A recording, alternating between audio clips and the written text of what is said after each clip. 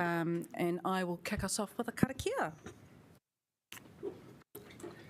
Please join me in our karakia. Whakataka te hau ki te uru, whakataka te hau ki te tonga, kia mā kina kina ki uta, kia mā taratara ki tai, e hihaki ana te atākura, he tio, he huka, he auhu, ti hei mauri ora. I declare the meeting open. Welcome, no mai haere mai, and welcome to today's Te Kaunihera or Pōneke Council meeting. Please let me or Elise know if you intend to leave the meeting today. We're going to get through public participation and then item 2.1, and then we'll have some morning tea. Apologies. So we've got apologies from Councillor Young for lateness. Was it? Everyone else has shown up, eh? I will move the motion. Councillor O'Neill will second. Let's go to a vote.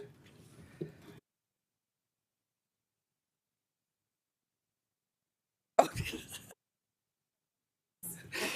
stole it.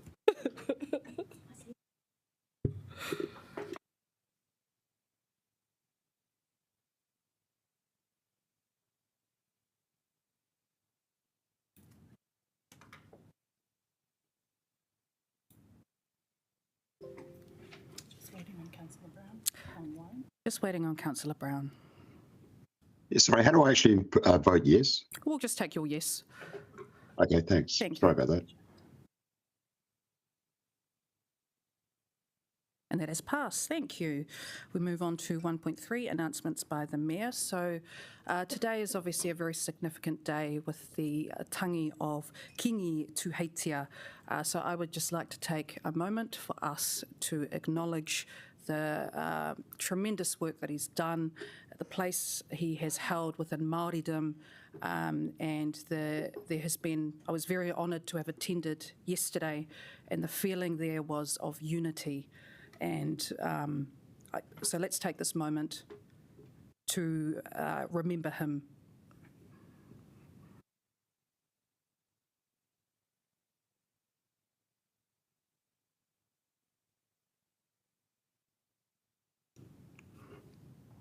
Thank you very much.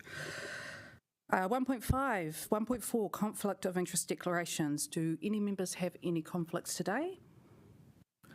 I do have a conflict of interest for the paper that's held within public excluded, so I will step away from the table when that comes up. 1.5, confirmation of minutes. I move the motion to approve the minutes from the 27th of June. Our Deputy Mayor will second. Let's go to a vote.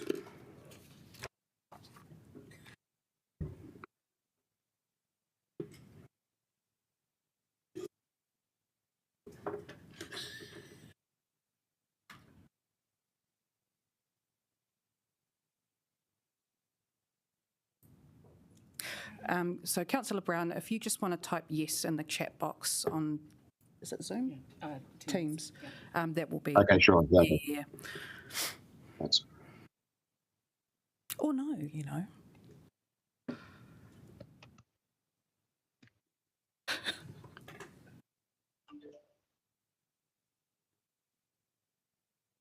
And that has passed. There are no items not on the agenda, so we will move to public participation. I welcome MP Greg O'Connor to talk to item 2.2, the Johnsonville Metropolitan Centre Zone. So, Greg, welcome. It's so great to have you. You have 5 minutes, which will also include time for questions from councillors. Oh, kia ora, Your Worship. And can you hear me okay? Yes, we can. Oh, good. And apologise I'm not present. Look, can I just start by congratulating the council for bringing this issue to the fore.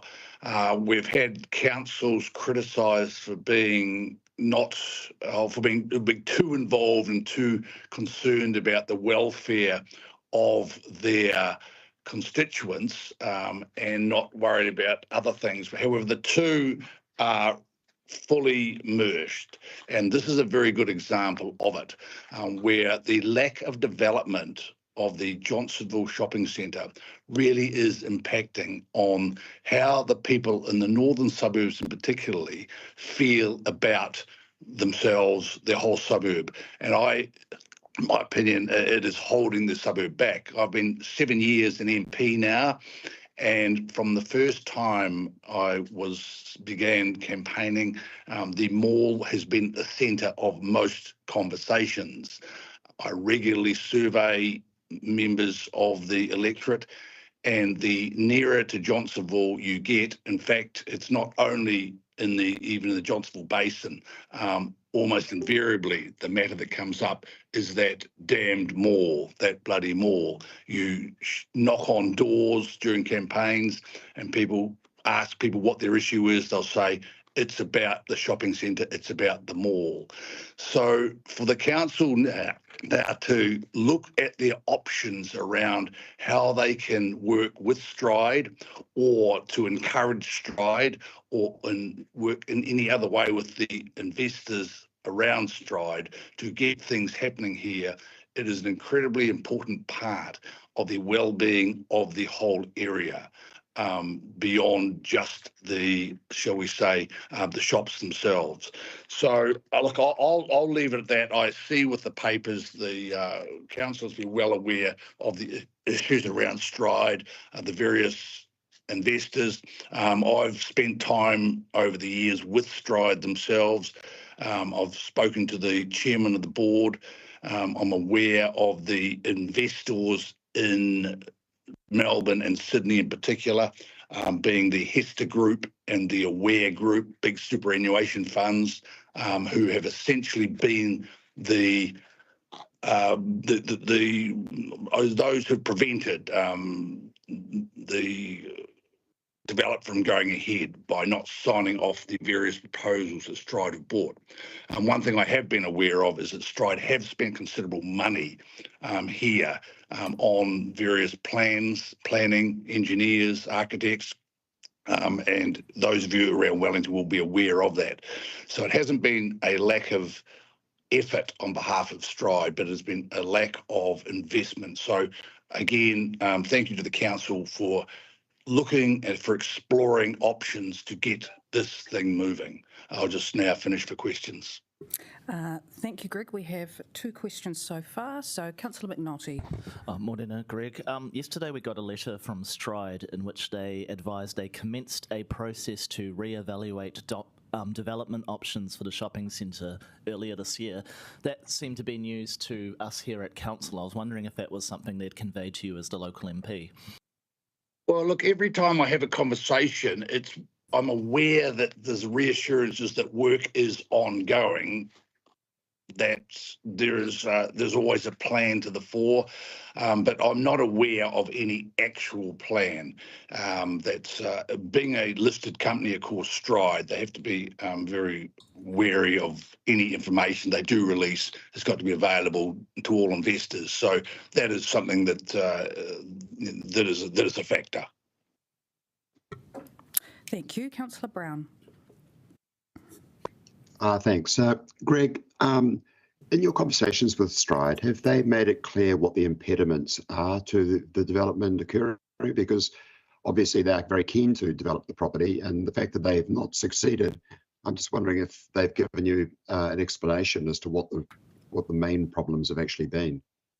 My understanding is it's been the big investors in Australia, Hester and Aware, that they've got big investments throughout Australasia, that Johnsonville is in the current retail environment and reluctance to really be investing in this part of the world. But really, it's been a lack of agreement by their big investors to sign off, essentially. Wonderful. Thank you, Greg. It's great to have you here, and we really appreciate your time. All right, and again, thank you and congratulate the council for bringing this to the table. Great. We now move to Jay Patel, who is also speaking on 2.2 Notice of Motion. Over to you, Jay.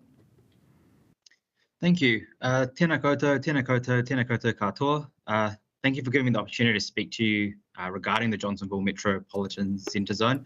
Sorry, my camera's not working, so I hope it's okay to just listen to my voice. Yep, we can also hear an honour to speak. Also an honour to speak after MP Greg O'Connor, and I agree with everything he's just said. So I'm Jay Patel, and I just want to share some of my thoughts. My wife and I purchased and moved into our Johnsonville townhouse, our first home, in June of last year. And we picked Johnsonville because of its location. It's 10-minute drive to the city, 10 minutes to Petone, or 10 minutes to Porirua. We share one car, and I bike into work most days, or use either the bus or the train. It's a great place for young professionals like us. After being here for a year and a half, we didn't actually realize how much Johnsonville had to offer. We're walking distance from the outdoor sports facilities. There's a tennis club, a cricket club, the public pools. We even have a walking track up Mount Kaukau. There's a community hall, which recently was busy with the Indian dance rehearsal for the performances that happened last week. My wife's favorite spot is the local library. Some evenings when I get off the bus, the library's still open, with students studying and waiting to be picked up by their parents or caregivers. But on the other side, we have a dimly lit and rundown, empty mall. And it's frustrating because my wife and I will walk down to the mall to go to the supermarket or sometimes pick up food. And it's just a complete contrast with the rest of Johnsonville. And I think something needs to be done. We hear stories about what the mall used to be like and how things have been put forward, but nothing has really changed. The library provides a safe space for children and students to hang out. The outdoor parks provide a place for families to be active, and the community centre provides so many learning opportunities and hobbies for people to upskill. All of these things are bringing good back into our communities, but the mall is just sitting there, generating wealth, which is not coming back to the community and its people. Johnsonville is expected to grow, and more young families are choosing Johnsonville as their home. We are one of these people. We love Johnsonville, we love Wellington, and I think now's the perfect time to exercise the tools that we have to use the space for the community. So I hope you'll consider pushing the Johnsonville Metropolitan Centre Zone item further for its people and families like us. Thank you and kia ora. Wonderful. Thank you, Jay. Do we have any questions from councillors? No, but that was a really great piece of feedback. So thank you so much, Jay. Thank you for making time to be here today. We now move on to John Saunders, who's also speaking to 2.2 Notice of Motion. Kia ora koutou, ko John Saunders toku ingoa.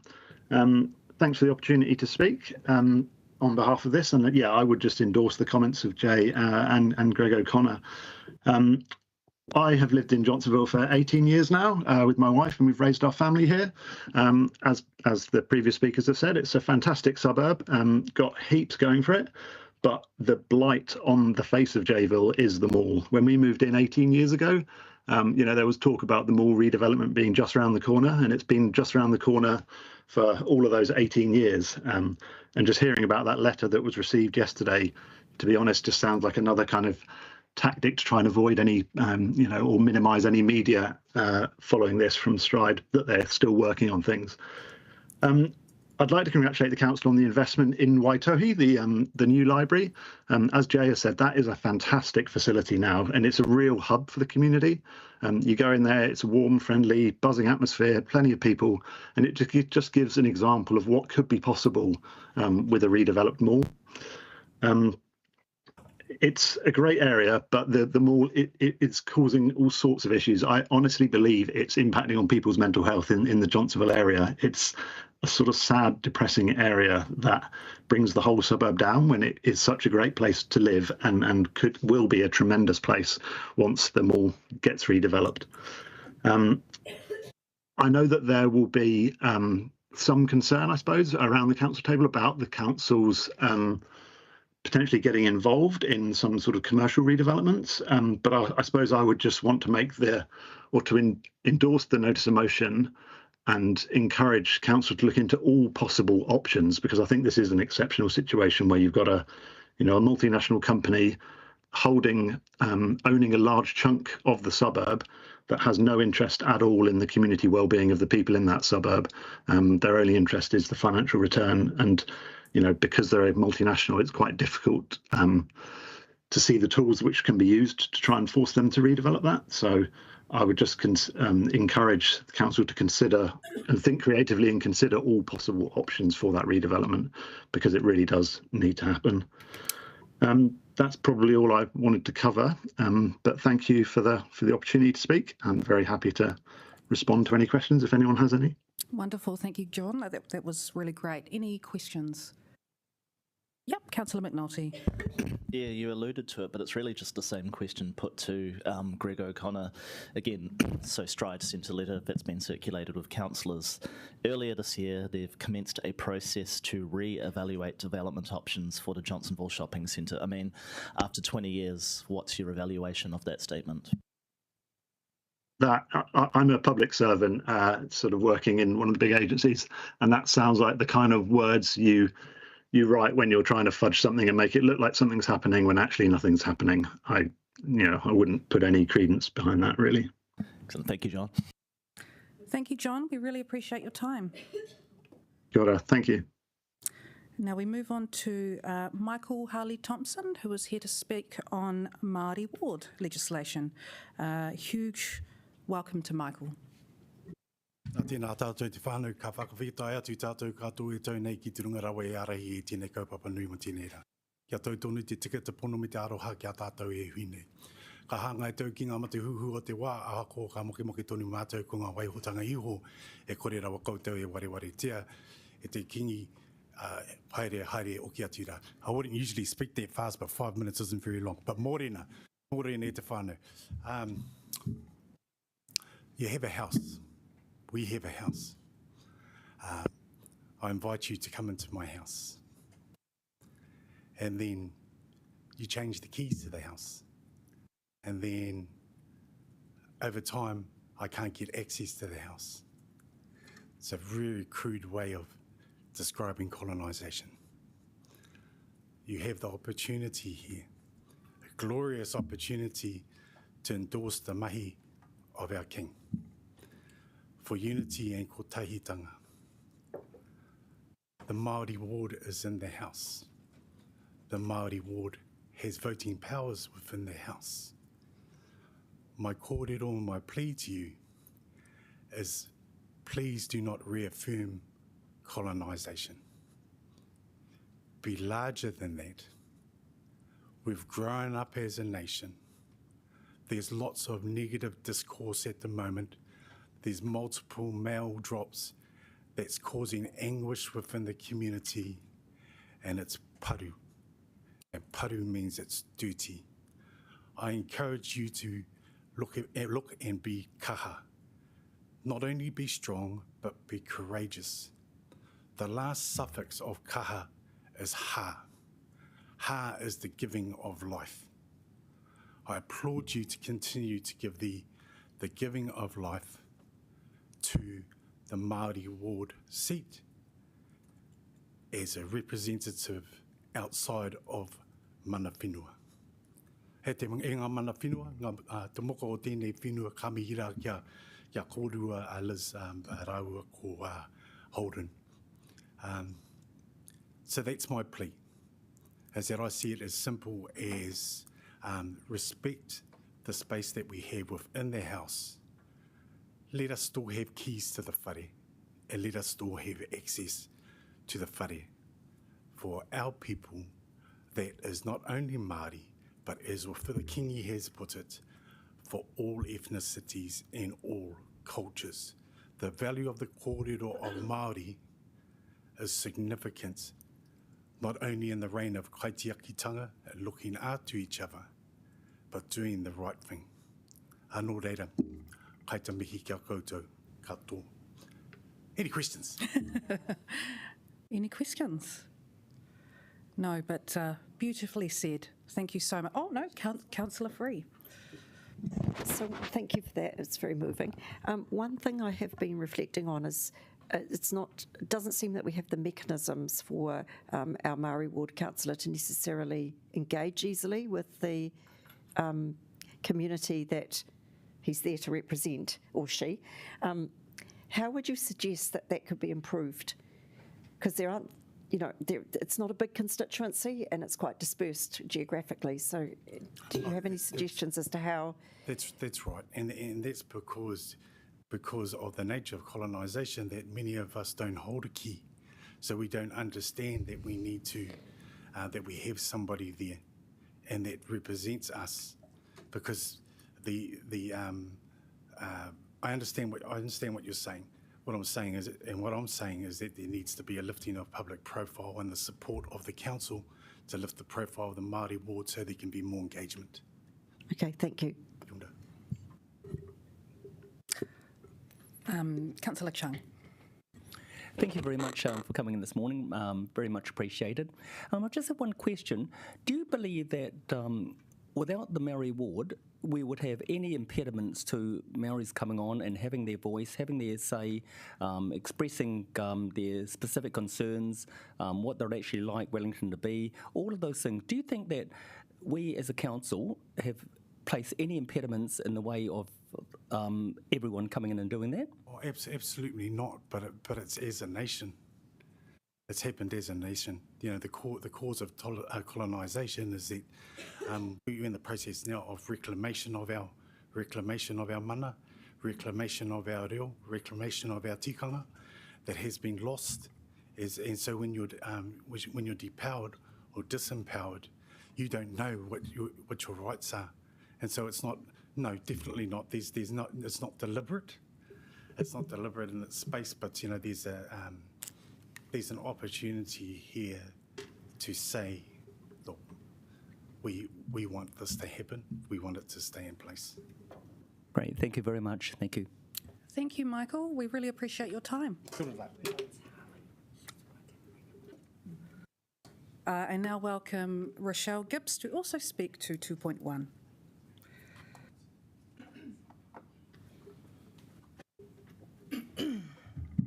I te tuatahi raru I te kapua pauri takahia mai rā ngā māringaringa ki runga I a tātou nei te ao Māori. E rere nei ngā roi mataroha ki tō tātou nei kingi me ngā mate katoa moi mārire ki roto I ngā ringa kaha o aitua, au e taukiri e. Ka tū au I raro I te parirau o tōku mātua tūpuna, mō au tū I raro I te āhuatanga o tēnei wā, no reira tēnā koutou. I stand before you all with the proud heritage of not only Māori descent, but also thick with the bloodlines of Scottish and European heritage. Born of the South and raised within the Wellington region, hailing from te kāui maunga matua te mana kororua pehu to the east coast shores of Rongomai Wahine. I deeply believe in the importance of all Māori ward positions within the society of local government to ensure the equality and prosperity of tangata tiriti in our communities.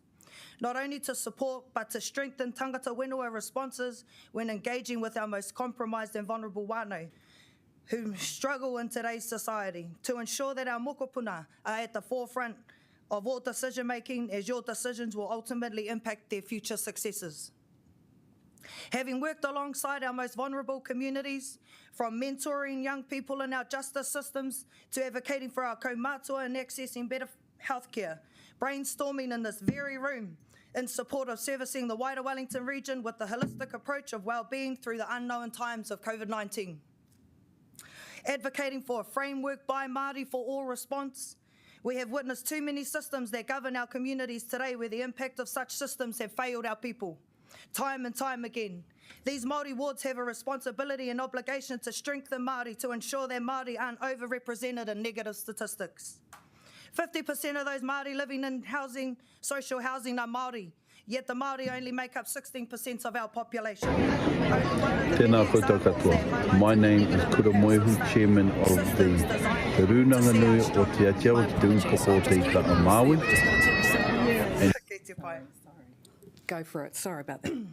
As I said, 50% of those living in social housing are Māori, yet Māori only make up 16% of our population, only one of the many examples that highlight the negative impacts of such systems designed to see us struggle.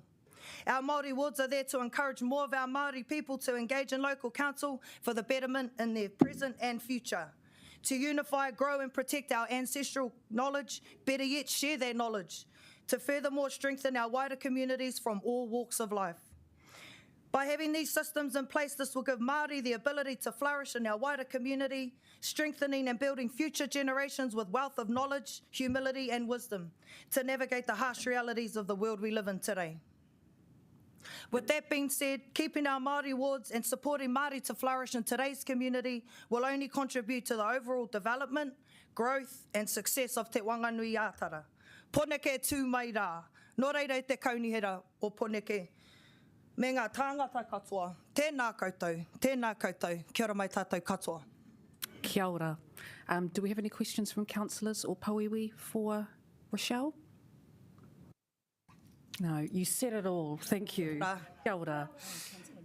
Oh, my apologies, Rochelle. Actually, we do have a question online. Councillor Brown. Oh, thank you. Thank you, Rochelle, for your very passionate and interesting presentation. I've got a question for you. One of the problems which we face in Wellington is the relatively low Maori participation in the democratic process. For instance, on the Maori roll, it's only 36% of those who are registered actually voted. Do you have any explanation of why Maori are not participating more actively? Easy answer would be support. Like in my kōrero, I've worked in both social service communities and health systems, and it's just educating our communities with what's out there, what's available, and how we can help them to get there. The amount of kaumātua and poverty that in our communities where I've picked them up and I've taken them to vote myself. It's just having stronger people in the community that can support those that just aren't educated in that around those areas of what's available to them. Thank you. Thank you, Rochelle. We also have a video submission from Kura Moehu, one of our iwi partners, who would like to say a few words.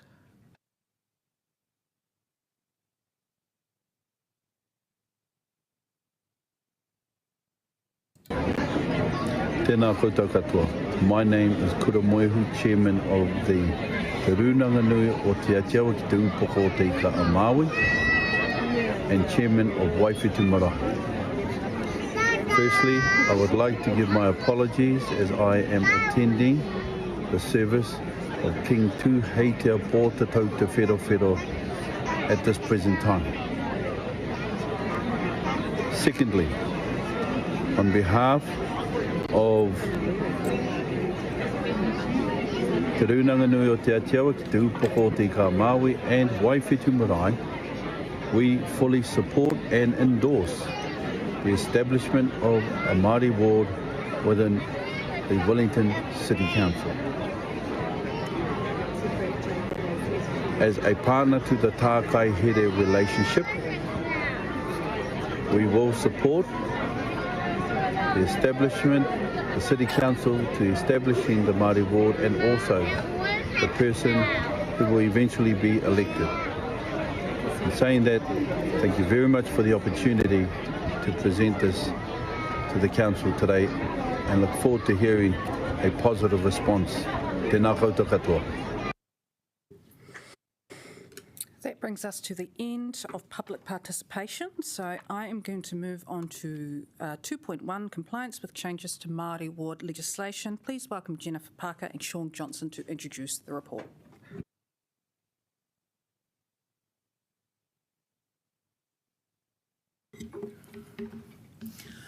Kia ora koutou. You'll have all seen the paper that was distributed, and we've answered several questions in writing.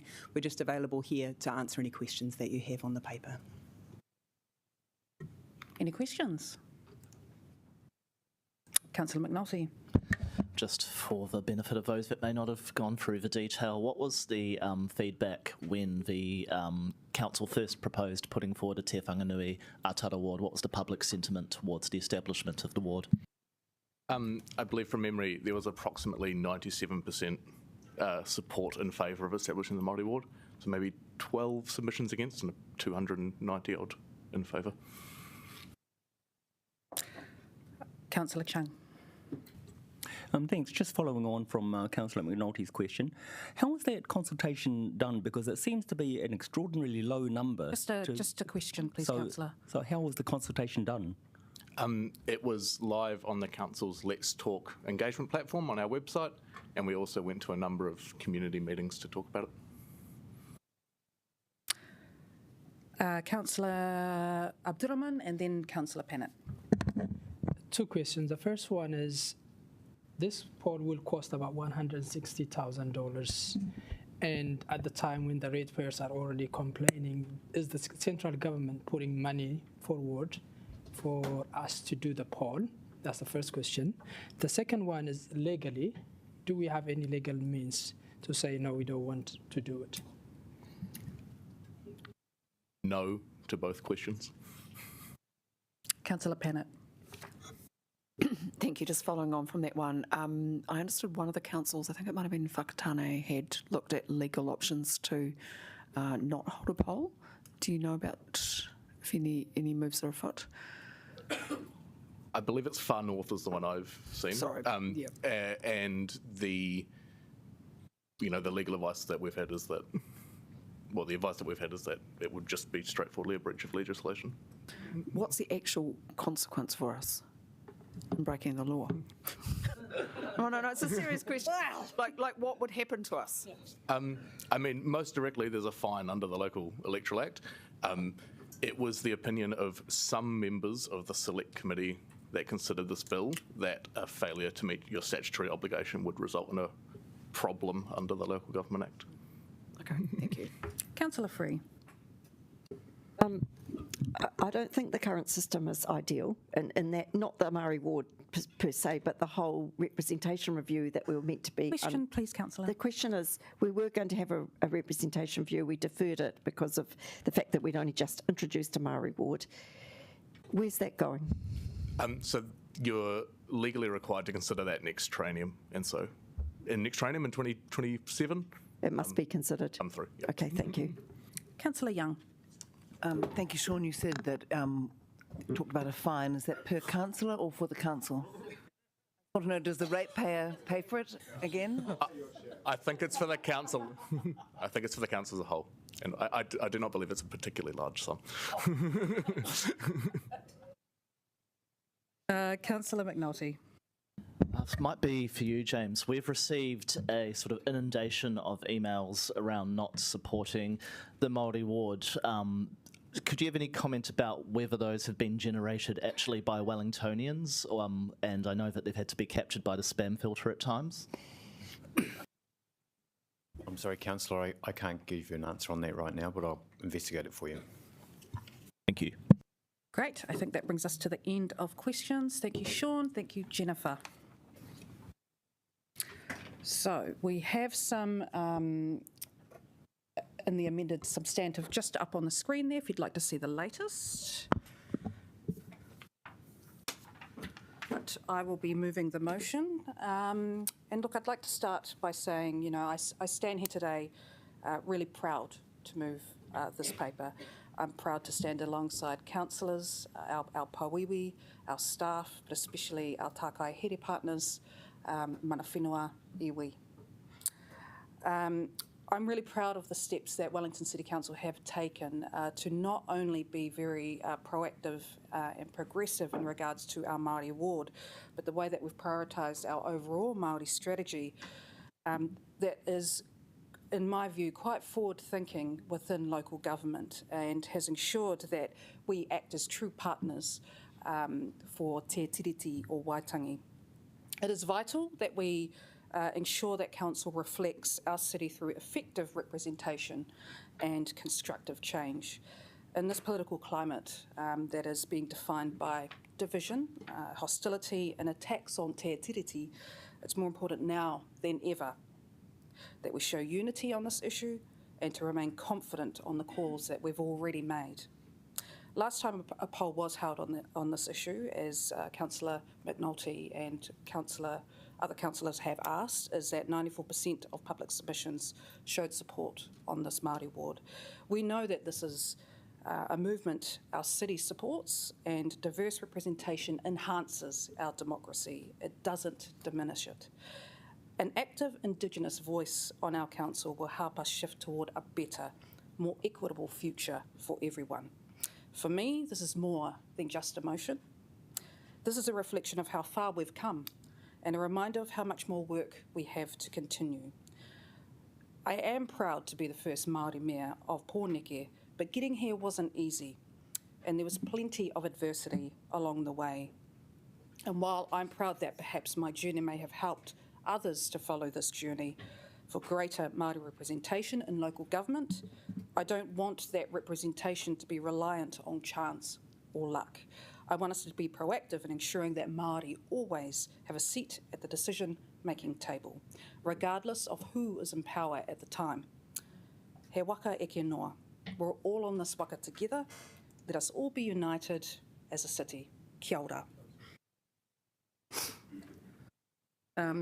Councillor Panovich will be seconding. Would you like to speak now? Yes, thank you, Me Whānau. I am happy to second this motion, and I think it's the right thing for us to do in terms of putting a poll out to the people of Wellington to assess whether they want to continue on with Māori ward. I've enjoyed sitting around the table with our Māori elected representative, having not known him previously, but his voice that he brings to the council table is recognised and acknowledged. Also acknowledge our tangata whenua who sit with us as well, and wish to continue to do that. Therefore, in the interests of democracy, I'm more than happy to second this motion so that the rest of Wellington can approve or disapprove with a vote. Thank you. Thank you, Councillor. Do we have any other speakers? Councillor Free. Thank you, and I've always supported both the introduction of Pauiwi reps around our table and the Māori ward. That's not to say that I don't think the system could be better. I do think that we have a lot of people around the table. It's becoming, I think, a little bit unwieldy with the numbers we've got, but I think that needs to be addressed through a representation review, which we have now deferred for a wee while. I also am slightly concerned, and this is no reflection or criticism on any individual, but I do think that the answer I was given when I asked the question about how can we actually strengthen the connections of the people that the Māori ward represents to the representative, there's some work that we could do there, and the answer that was given was quite interesting, that it's actually incumbent on the council to raise the status of the Māori ward and make sure that people know who's their representative and how they can actually effectively engage and maybe facilitate, particular forums where that can happen, because I don't think we've got the model humming quite like it should. But anyway, that's just my own view, and I might not know what's going on behind the scenes. There is a problem at the minute. It needs to be addressed more broadly, that we have people who, if they choose to be on the Māori roll, can only vote for, I think it's yourself, Madam Mayor, and their Māori elected person, and that doesn't seem quite fair when most other people are voting for 3 or 4.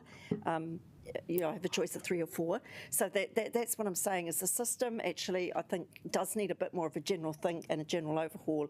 So I do support a good look at the, when we do a representation review, which is a little way in the future, I really do support us having a look for a more consistent and cohesive system where people are really clear how they access their representative. And that goes to ward councillors as well. There is work that could be done to improve that.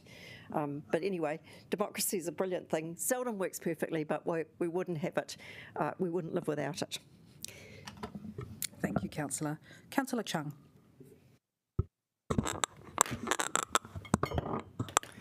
Thanks very much. It's often said that that we as councillors, we must approach any decision, any discussion with an open mind, and so that we need to come into the meetings, listen to the debate, and then decide what's actually best for the city. So this is where I come into conflict with myself, because 2 of my strongest values have always been the absolute support, unwavering support of democracy. But the second strong value that I have is not wasting money. And so I am in conflict with both of these things, because if we vote one way, then it's my front against my own sense of democracy. The second way is spending $160,000, which I'm very, very reluctant to do. We have so many needs in the city that $160,000 is possibly more money than anyone would ever have in their bank account for discretionary spending. So it's a lot of money. So I'm reluctant to actually spend that. Referendums, I believe, referendums and voting are the basic tenets of democracy. both of them ensure that everybody has a voice. Everybody in the city can actually speak. They can say what they think. They can vote for what they want. And so, very, very important to have these things. I stand here in council sort of thinking, what is the right thing to do? And even coming into work this morning, I kept on thinking, what shall I do? So it's a really difficult decision for me. I look at other countries and how they do things and think, a strong supporter of referendums. I look at how Switzerland runs. They have a system where they're always asking people what they think. They put out so many referendums. I think that if I was living there, I'd get bogged down with them because they're always asking them, what do you think about this? What do you think about that? Should we actually widen the street? Should we actually not widen the street? So every little thing they have a referendum on.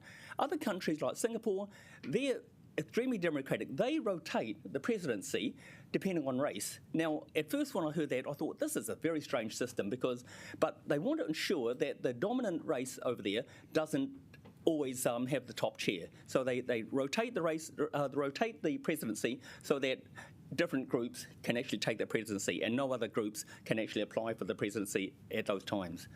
So that's the dilemma that I still have. I still feel that again, $160,000, I don't want to spend it. So I feel inclined now that I'm going to vote to disestablish the Maori ward because of this reason. Thank you. Thank you, Councillor Chung. Councillor McNulty. Te mea nui o te au, he tangata, he tangata, he tangata. Ko te whakamana I te tangata, koe a te taki o te poti I tēnei rā. Ko te whakamana I te wahi o te Māori ki tēnei taone, ki te whanganui ātara. Ko te whakamana I te kōrenga o te Māori I te tuku te rangatiratanga ki anaro I rādau I te tiriti o Waitangi. Waikohi ko te tuapapa o tēnei whenua o Aotearoa ko te mahi ngātahi a te Māori me tu karauna. Ko tā tātu wāri Māori o te whanganui ātara, tētahi o ngā tino mahi a te Kaunihera Pōneke e whakatinana ai te hera honona te mahi tahi. Ka poto noa iho nei, tā ke kāwanatanga, huri tuara ki tēnei mahi tahi I mana ai te noho tahi ko tō tātou whenua. Mehe mea koea tonu te kōwhiringa a te kāwanatanga kia pōtihia te hāpauri a tēnā kia pēra tātou e nāri ko tātou tonu katoa. Kua rere ki nā wera o te kōkiri whakamura. No ina tahi ata. I kite au I takutama, ka hore anō, kia whā te tau e pānui ana I tēnei puka puka, kei hia te hipi kakariki. Kia a I anō, nono e nona ana ki tiru hanea nea te kaina. Me te tika taunu a tāna I whakahua mai. I tauna te kau tomu o mua, he wero, tonu tēnei puka puka kia hau te pāhiki nei. Koia te hua o te mahi tahi, he whakakotahi I ngā ahurea. Ka whakapākari ia tātou nei, ka whiria te tāorua tangata o te hapauri, ka mutu ka tino pai ake a Pōneke, hei wahi noho. E whakahihi ana ahu I tēnei rā ki te pauti kia purita te wari Māori o te whanganui ātara, nō roto I te Kaunihera o Pōneke. Kei ko atu I tātou te rā, ka titiro whakaparau mai taku, tamaki, tēnei wā, me te rere o te ui, he aha hoki, te takai e pēnei tātou. Quickly for a summary in the mother tongue. What is the most important thing in the world? It's the people, the people, the people. And recognising people is what today's vote is about. Recognising the role of Māori here in Te Whanganui Ātara. Recognising that Māori never ceded sovereignty under Te Tiriti o Waitangi and that this nation, Aotearoa, is founded on a partnership between Māori and the Crown. Our Te Whanganui Ātara ward is one of the most concrete things that this institution has done to live and breathe that partnership. The government can choose to ignore the partnership on which this nation is founded only for so long. If we must, we will take our Māori ward to a poll and we will win. However, the wheels of progress are substantially already in motion. The other morning I caught my son reading this book, he's not even 4, sitting on the couch reading out the te reo absolutely perfectly. This is something, and if, kei hea te hipi kakariki, where is the green sheep? And if you want a spoiler, the last page, fast asleep. This is a book I couldn't have got through a decade ago myself, but that's what partnership does. It brings cultures together, it makes us stronger, it builds a better society, and it makes Pōneke a better place to live. So I'm proud today to vote for the retention of the Te Whanganui Atara ward within Te Kaunihera o Pōneke, and I look forward to the day when my son looks back with disbelief that we as a country even had this discussion. Kia ora. Thank you for that, Councillor. Councillor Rogers. Kia ora, colleagues. I just did a brief look of all of the councils that were forced to remake these decisions, and so far 35 councils across the motu have reaffirmed their position on supporting a Māori ward. And actually today we join 5 other councils across the country, and I did talk to some of my colleagues, and one of the things I was thinking about discussing today was Arrow's impossibility theorem, which is a discussion of social choice. I've promised everyone I will not bore them with a mathematic theorem, but what I would like to highlight really is this sort of way we frame democracy. And Councillor Chung, you in particular mentioned both voting and referendums. And I think to restrict ourselves to this idea of voting, to this idea of having referendums, is to restrict the ability of democracy. It is a mechanism in which everyone has their voice, every community has their voice. And I think it is incumbent on all of us around this table to find every way possible to make sure we are hearing from every member of the community. In my view, that is exactly what Māori Wards does. It empowers a community to have their voice heard. It empowers everyone in Aotearoa to have their voice heard by looking for ways to involve people in democracy. And so I don't believe that supporting a Māori ward is in conflict with democracy. I think it is fundamentally addressing that point of finding a way to make sure every single person has their voice heard. And I know that you are a strong believer in democracy, making sure that everyone has their voice heard. I know you're a strong believer in localism, making sure that every community is able to bring their voice to this table.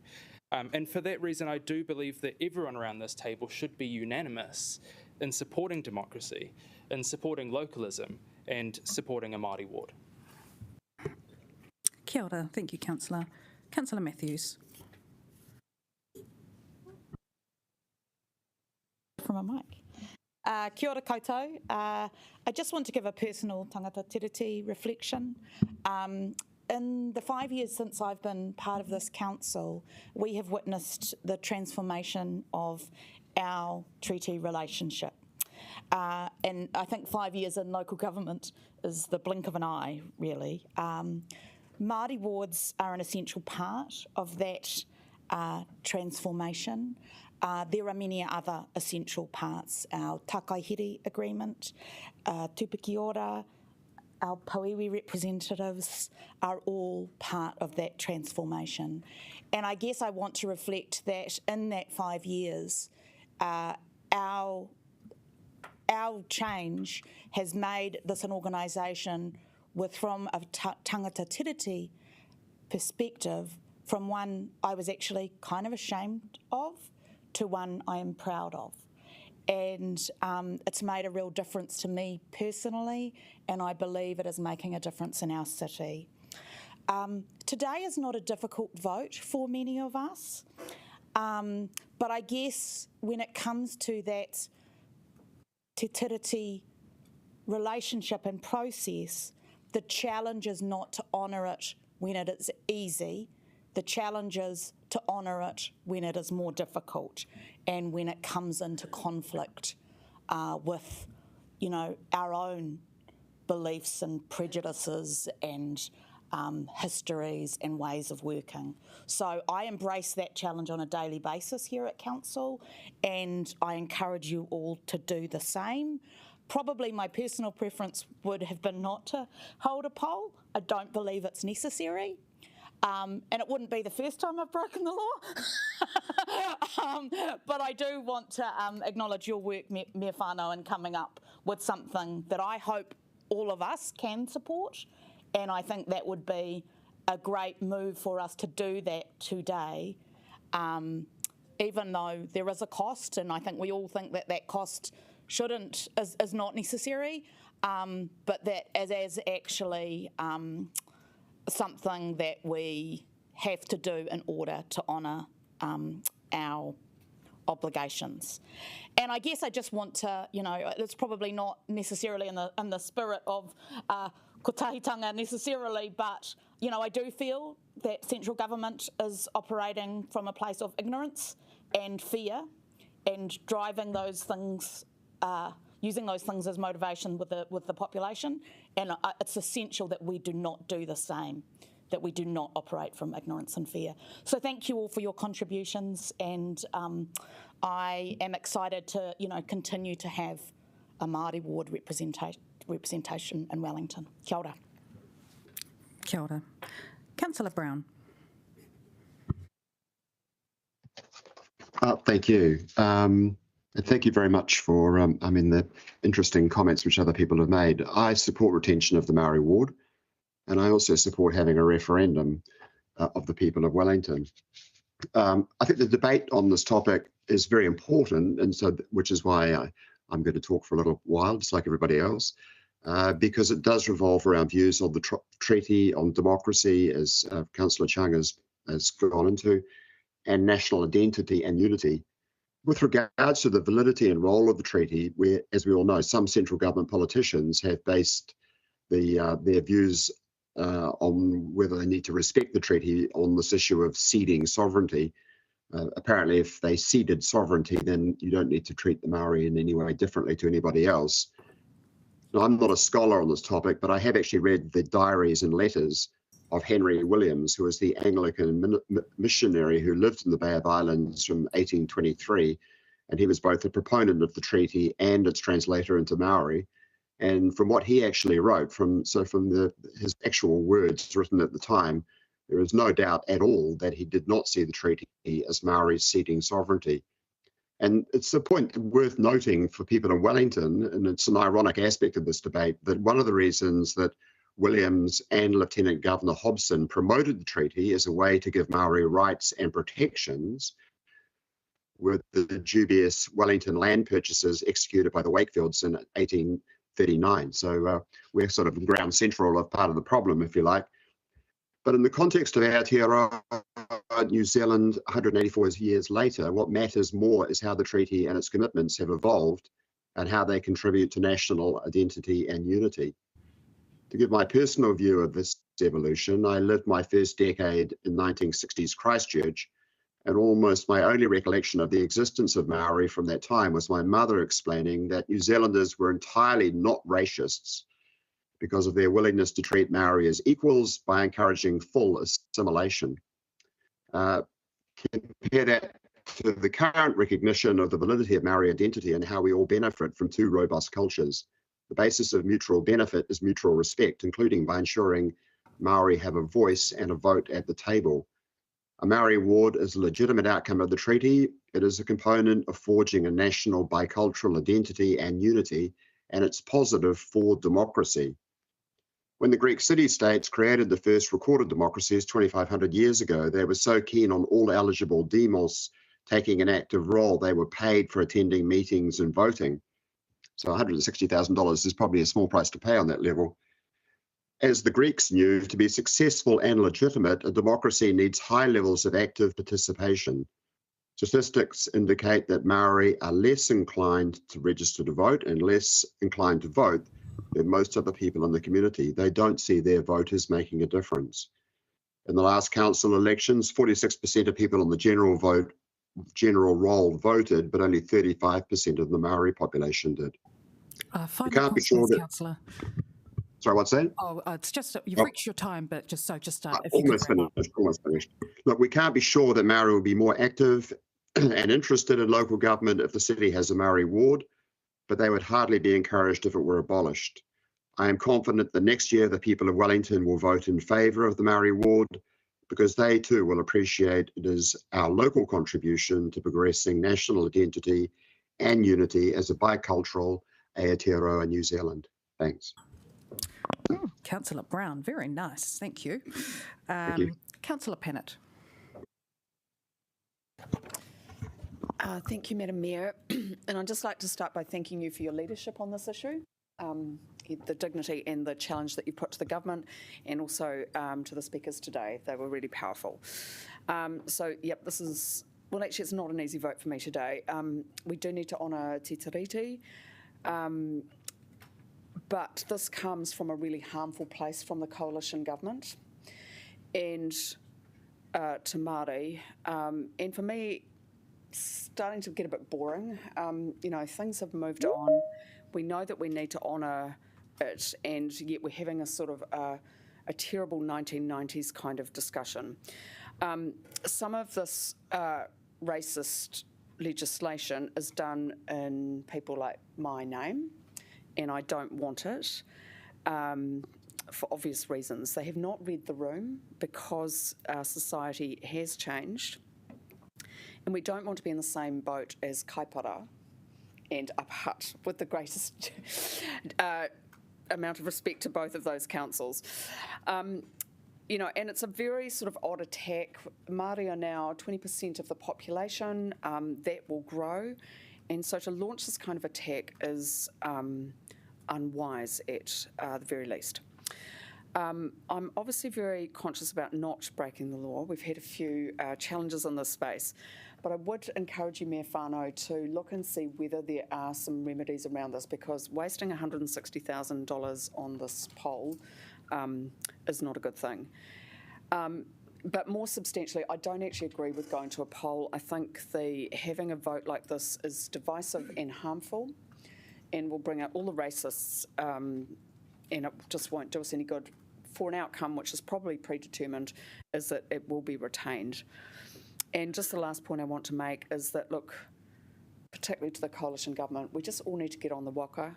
There are just such enormous benefits from honouring Te Tiriti to the people and planet, and it's just been amazing to have had the leadership that we've had from our Māori representatives, just recognising also previous councillors Day and Paul, Ahapene Mercer, as well as our Pōiwi reps and our current representative. They've brought so much richness, different knowledge systems, and we can only benefit from it. Kia ora, thank you, Councillor. Councillor Winera.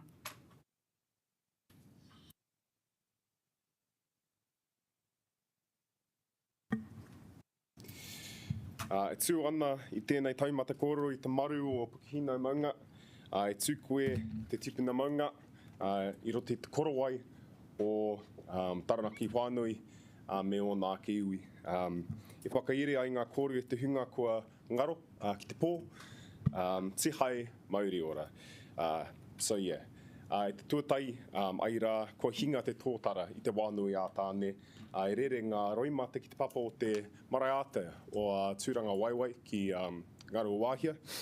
He uri a hauno tainui no Hoturoa, rangatira, he rebel tainui tērā pēr.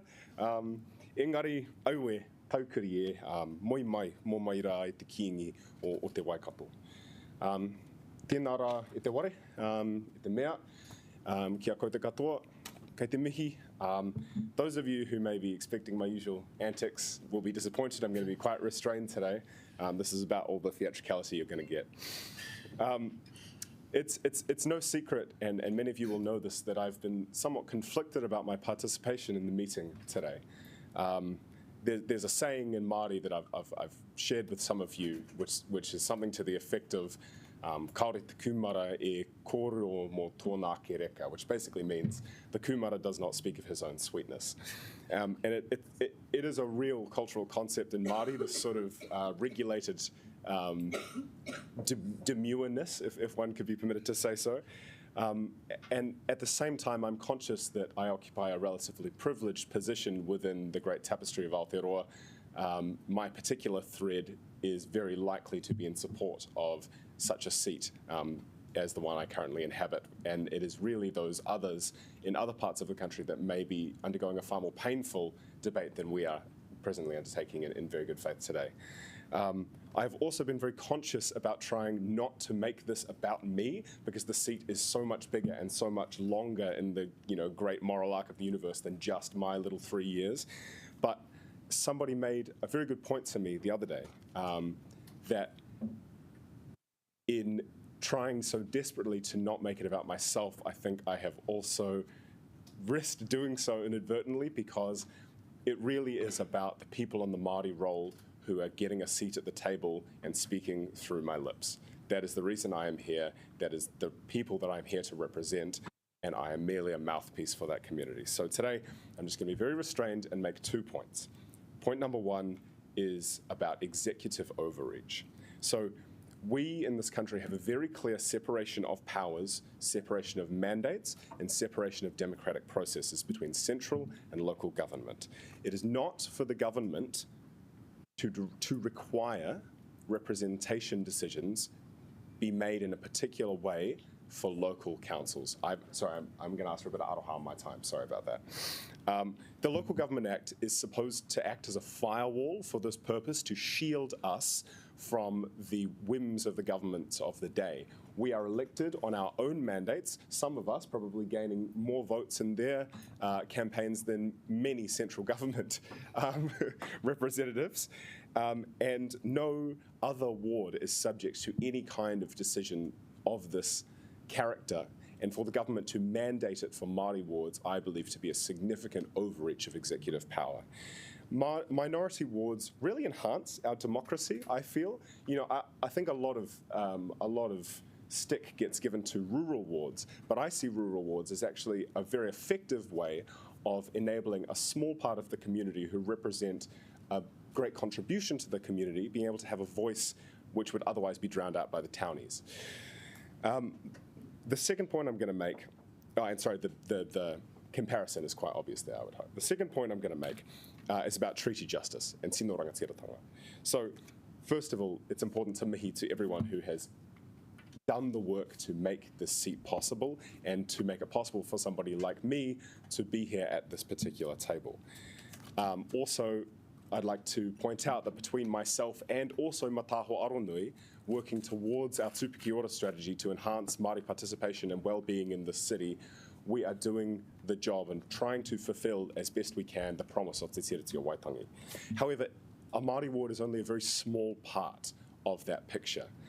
A Māori ward is a very small abstraction of treaty justice, and I would just urge us to not lose sight of the greater picture of tino rangatiratanga, which is what was really promised to Māori in the treaty.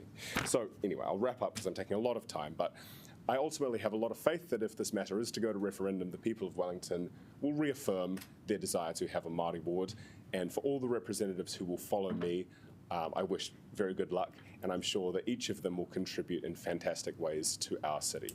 Nei rā, tēnei te mihi kau kia koe te katoa. Kia ora. Thank you, Councillor. Councillor O'Neill.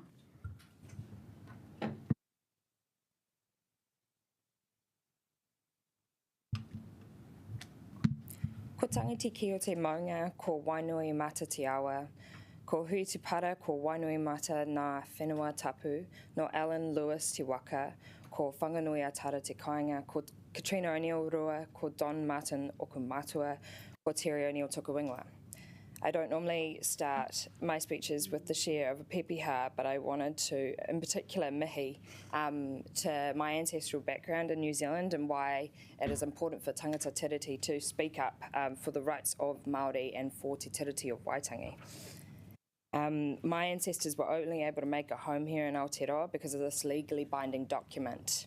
And Te Tiriti of Waitangi in some contexts have been described as Aotearoa's earliest immigration document. I'm a child of immigrants and settlers from Scotland, Ireland and England ancestry, and on my dad's Scots side, we can be traced back to 1860, arriving in Auckland Harbour on a waka called the Alan Lewis. I share this not to centre this oh, goodness me, apologies. I share this not to centre myself, but to invite others around the table to reflect on the place of ourselves under Te Tiriti of Waitangi. The moves of this government are extreme. They are dangerous, and the government has opened up the floodgates of racist rhetoric directed at Māori. I know a lot have been landing in our mailbox, both the digital and the physical, but we have an obligation to kind of look across the motu and look up and stand with our mana whenua partners. Within the context of Te Whanganui Atara, Māori that I can think about that have sat at this table, whether that Māori ward, general ward, mayors and Pauiwi alike, they have graced us with their mana and we have made better decisions for it. We must fight to retain Māori wards because they are a vital part of ongoing journey towards justice and equity. We know that Māori wards are a tangible expression of Te Tiriti in action, and ensuring that Māori are not just consulted but are active participants is truly the best option for democracy. It is incredibly infuriating that we have to have this debate, but I hope it has united people across the country to stand up, speak up, from, in particular, Pākehā and Tangata Tiriti side, to vote in the upcoming local body elections to retain Māori wards. Toitu Te Tiriti. Kia ora, thank you. I think that was our last councillor to speak. Oh, Councillor Calvert. Okay, I'm supporting this because for me it's very simple, one person, one vote. And if we choose to organise our wards in a particular way, then that's fair. I think if we, I know there's been some concerns expressed about the number of voters in a particular ward, but we have some discrepancies right across our wards, our general wards. So I think we can allow for that. And if there's any greater discrepancy, I think it's really in our community boards. I understand us having a community board for the rural area, as Councillor Kaunihera mentioned. But if you look at it, we've got a community board in an urban suburb, i.e. Tawa. We don't have that in any other area of Wellington. And so if you look at that and the cost of that and the over-representation that one suburb has, then you have to say, what is the fuss about for this? So I will be supporting having the Maori ward. Thank you. Thank you, Councillor. I'm now that councillors have spoken, I'm actually going to invite one of our Pauiwi to speak. So over to you, Pauiwi Hohaia.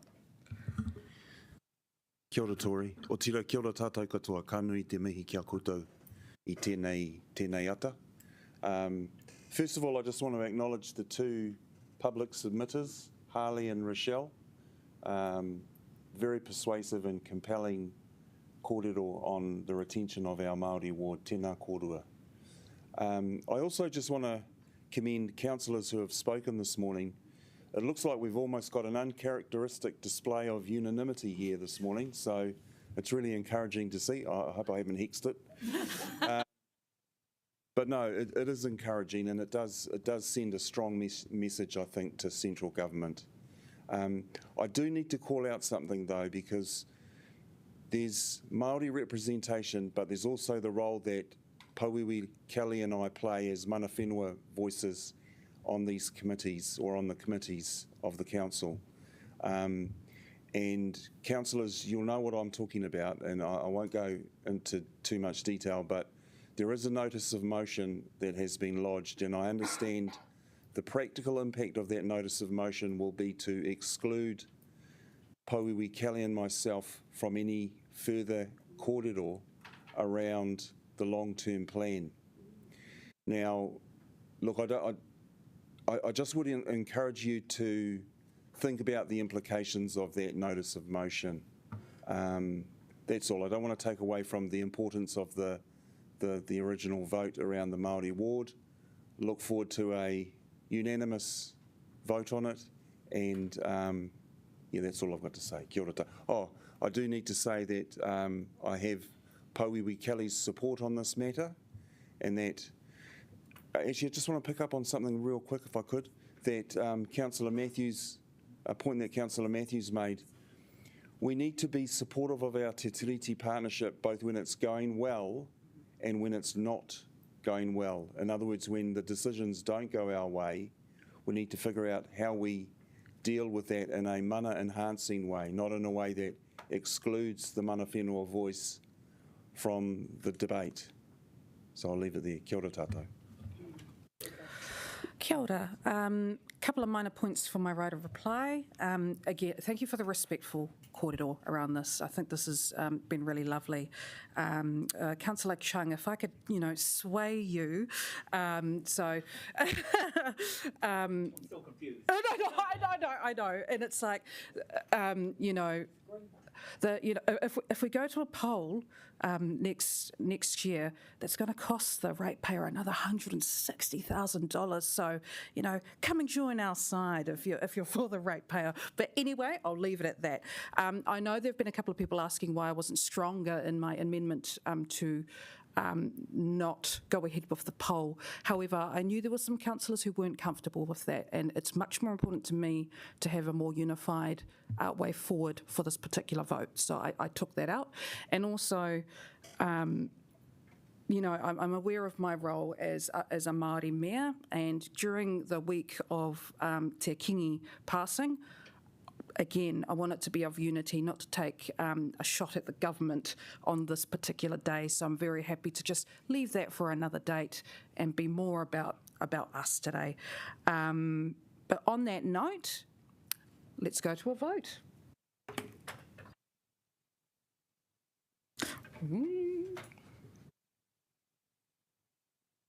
Hey, sorry, Tori, what are we actually voting on? Some people might want to take certain things separately, is that correct? Yes.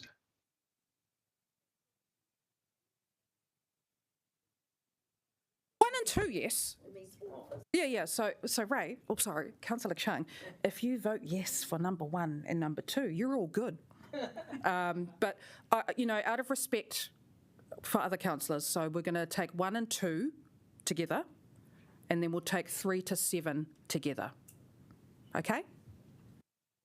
Great. So we're now voting. No, sorry, Tori. Can I agree with everything except 7. So I don't want to vote. I want to vote no for 7, but I want to vote yes for everything else. So that means you have to actually, you can't just have your 2. Then 3 to 6, and then 7. So that's 3 different votes. Let's just do it. It's all good. It's all good. 1 and 2, please vote for 1 and 2.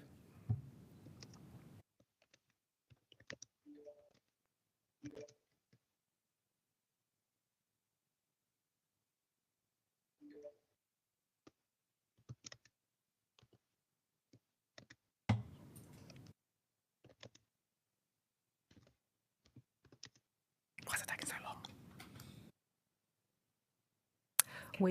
It is carried. We have agreed to retain the Māori ward.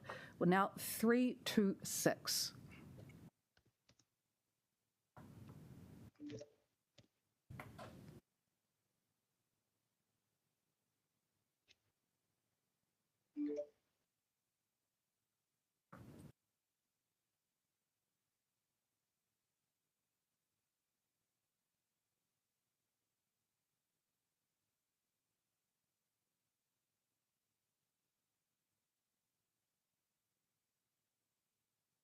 And that has carried.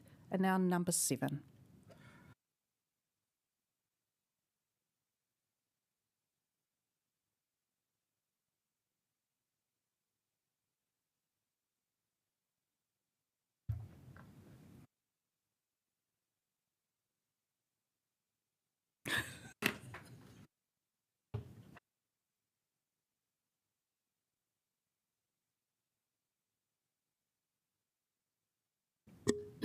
And that has carried. Thank you very much, everyone. That brings us to the end of compliance with changes to the Māori ward legislation.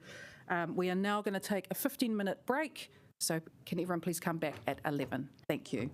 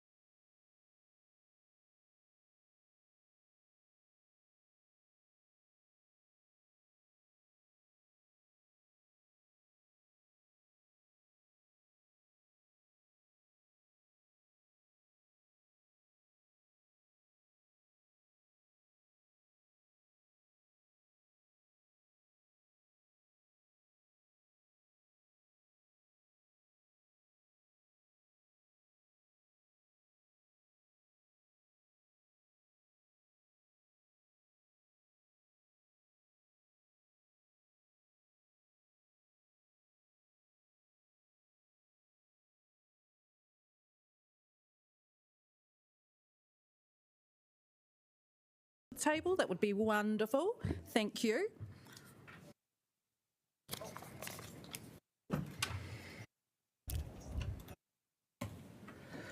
Okay, we now move to 2.2, notice of motion, the Johnsonville Metropolitan Centre Zone. Please welcome Phil Becker to introduce the report.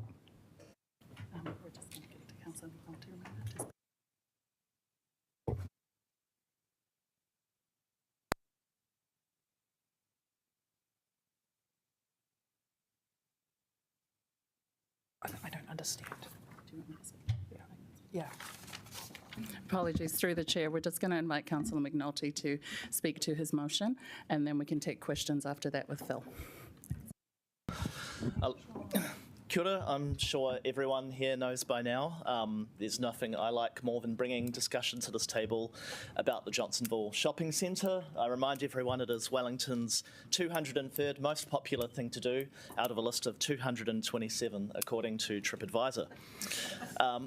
Firstly, I want to thank Councillor Calvert for seconding the motion today. Early on in the term, we've been discussing what to do about Johnsonville, and it's nice to bring something into fruition. Mayor Whānau, Deputy Mayor Foon, and to all the councillors who signed the notice of motion, sincerely thank you for allowing us to have this discussion around the table today. I'm not going to labour on the justification for taking extraordinary action in Johnsonville for very long. I think the community who spoke this morning have really made that case clear. The lack of development is impacting how people in the northern suburbs feel about themselves. The mall is generating wealth that's not going back to its people or community. It's a blight on the face of Johnsonville, or a sad, depressing area that brings the whole suburb down. But what I do want to do is just be clear about what this notice of motion is asking of the councillors. It is to get all the cards on the table of how we could progress development. Now, I fully expect some of those cards could be very contentious, but that isn't the debate today. Just passing this notice of motion could well mean that Stride take another look and do things of their own accord or work with the council. So please, let's not preempt what the outcome might come back with.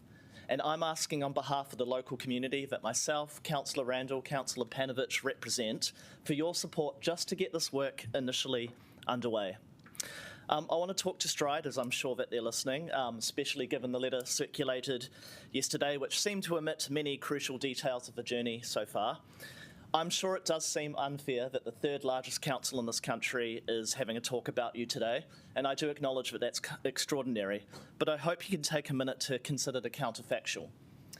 By owning 91% of the land within the Johnsonville Triangle, that brings great potential and benefits, but it also carries major risks and huge responsibilities. Remember that the power of what to do in Johnsonville is fundamentally in your hands as the property owner. It is your investment decisions, or in this case, relative lack thereof, that have a massively disproportionate impact on the local community, including businesses. And the sad reality is, if most businesses do not have the option to go elsewhere if working with you is not viable. Currently, businesses in Johnsonville tend to succeed in spite of your actions rather than because of your actions. I think of one local business who was recently chased out of our community, roof leaking, unable to operate their business, and faced with a large rent increase. But there is a way out of being the subject of YouTube videos such as I visited New Zealand's most creepy mall, and the persistent stream of negative media.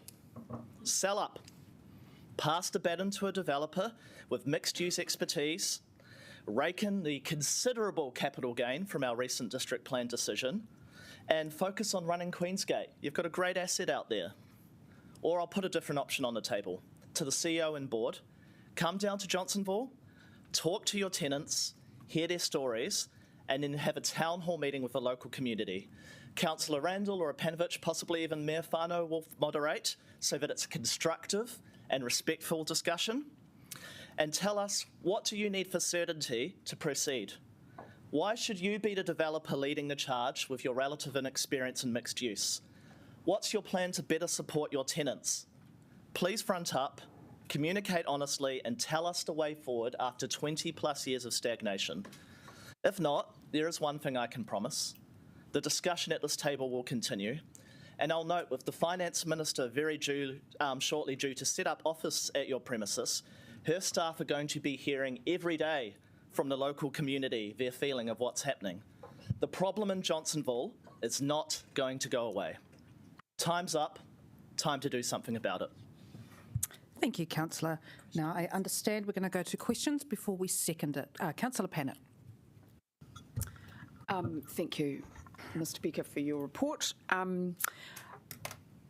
Obviously, reading is going to come up today. I'm just wondering if you've had a chance, as part of the organisation, not just you personally, to reflect on the lessons from that deal.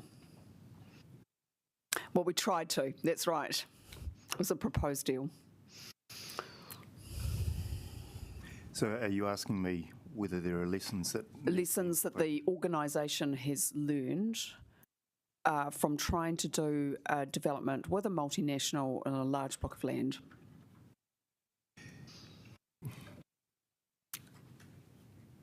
But we evaluate any project that we enter into, whether it be successful or unsuccessful. So yes, there have been reflections. Okay, further discussion. The land value question, look, obviously there is some development potential in Johnsonville, but when we tried to build a building on the old library site, we couldn't get a very tall building, that the land values are too low. So I was just curious what your understanding is of the development potential on the mall. It's a very speculative question to answer. You have adopted a district plan that provides a significant uplift in the capacity of that site, so that sets the envelope and the capacity that you can realise on that site. And can I ask how much this work will cost too? Are you going to be getting independent consultants? It's unlikely. Well, we are planning on resourcing it in-house. We've got the skill set, we've got the capacity. Whether there is a need for a small piece of commissioning to support that will come out in the future. And can I just ask one more question? And I'm trying to be very respectful here. I think we've got some excellent public servants here, but do people have commercial experience in developing malls? So we're not being asked to develop a mall. We're here looking at options, how we can support or otherwise facilitate and catalyse development on that site. So there's a wide range of options that we've got for that, and that work will come out over the 6-month period. Councillor Young. No? Question? Yep. Councillor Calvert. Thank you. I did mention Reading, but I will, because last year when we got a briefing from the external and commercial lawyers about Reading, I did raise with them and with our own legal counsel what it would take to get an opinion on what council could do around Johnsonville Mall in terms of utilising the legislation. I was informed then that we would need to commission some external legal advice. So what has changed since then? It was probably just in the context of that particular proposal. Look, what we interpret as we're being asked to consider today is that a range of options rather than any specific solution to there. What we envisaged would be an investigation over the next 6 months, looking at a range of options, and then the degree to which we go down any of those particular options would likely be the subject of further work and agreement at this table. So will you be looking at what does the legislation, i.e. the urban development legislation, enable? Is that part of what you'll be looking at? Yes, it is, including the Public Works Act and any other statutes that may support commercial development there. We've been speaking to the people responsible for delivering special development projects, for example, under the UDA, so that will continue to support the work that we're going to do here. Thank you. Councillor Young? Now that I've got my wits together, I have two questions. First of all, just about the Public Works Act. How could we use that for Johnsonville Mall if we can't use it for that dreadful building, the Oaks, in the middle of the city? Look, I think it's quite important at this point to not anchor yourselves on a particular solution. The purpose of the work that's being proposed is to look at what those options could be and the scope or otherwise of implementing any of those options.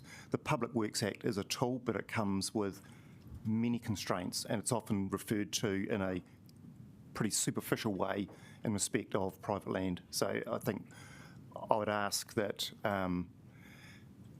depending on what you agree today, let us go away and do the work, and we'll come back to you.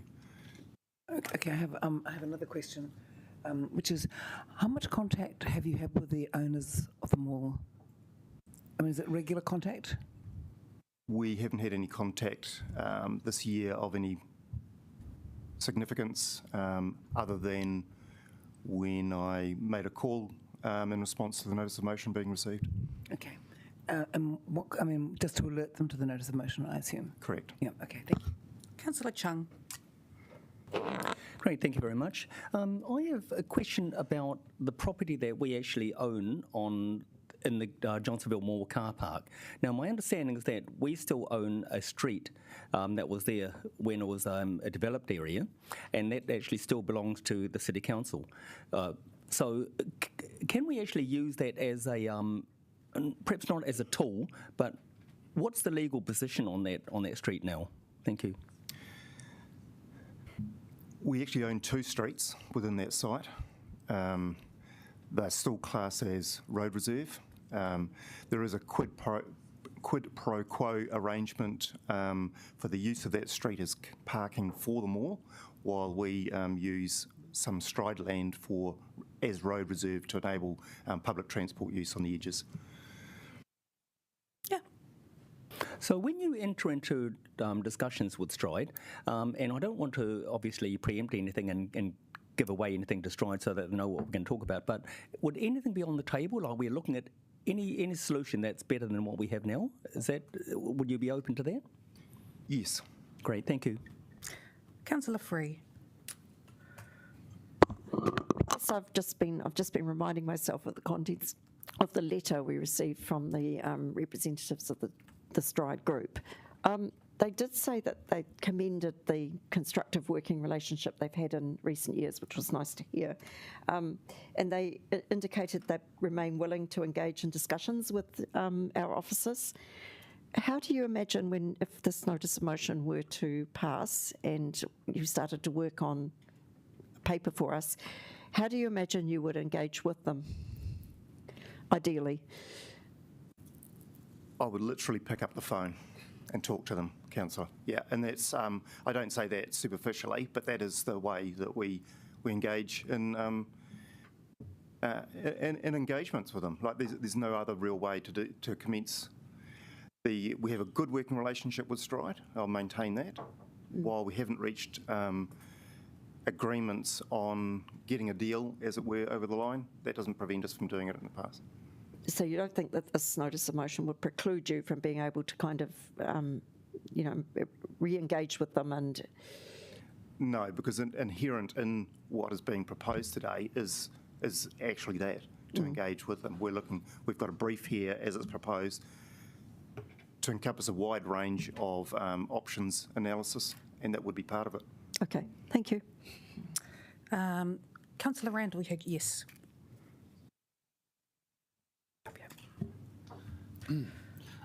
Thank you.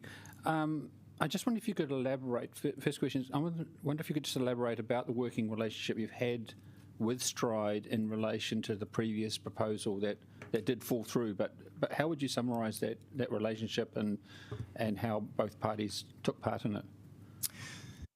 So back in 2019, we bought a paper for consideration, to which was the council agreed at the time.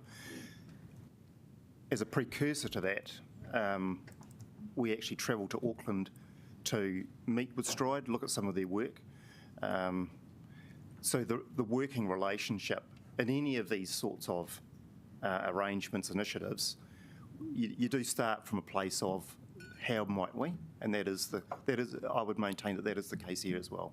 And as I responded to Councillor Free, that doing that doesn't subvert the work that's being proposed here today, and the reverse is true as well. Okay. In terms of, the previous consent, which I think was done in 2021, I mean, are there significant changes with the property, with the situation in Johnsonville, with things like the district plan and that sort of stuff that may perhaps result in other options or previous options being more favourable? So the district plan now provides a significant amount of capacity available on that site as a permitted activity. So that's a starting point. That notwithstanding that there have been significant changes or shifts in the way people purchase and consume, and that will impact what is offered on the site. So clearly a full mixed use offering, which is what was advanced back in 21.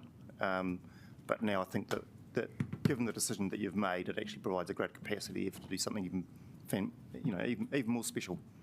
Okay, and last question is, in terms of your advice about what we're really committing to do, there is nothing in this notice of motion beyond providing more information. There's nothing in terms of any commitment for funding anything beyond the analysis. There's nothing in terms of selecting any particular option. Correct. I mean, the result of this work will be basically to come back to council with some input into the next annual plan. Okay, thank you very much. Councillor McNulty. I've got 5, so I might need to come back. No, just go for it. So just regards to the letter last night and the 2022 deal pulling apart, I noticed that they didn't make any reference to issues that they had with Kaunihera.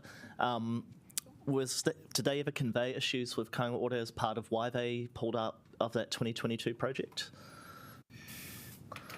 So I'm not sure what information they conveyed to Kaunihera, but we became aware that they couldn't commit to the requirements of the IAF scheme in terms of the number of units that were being required by government to justify the scheme.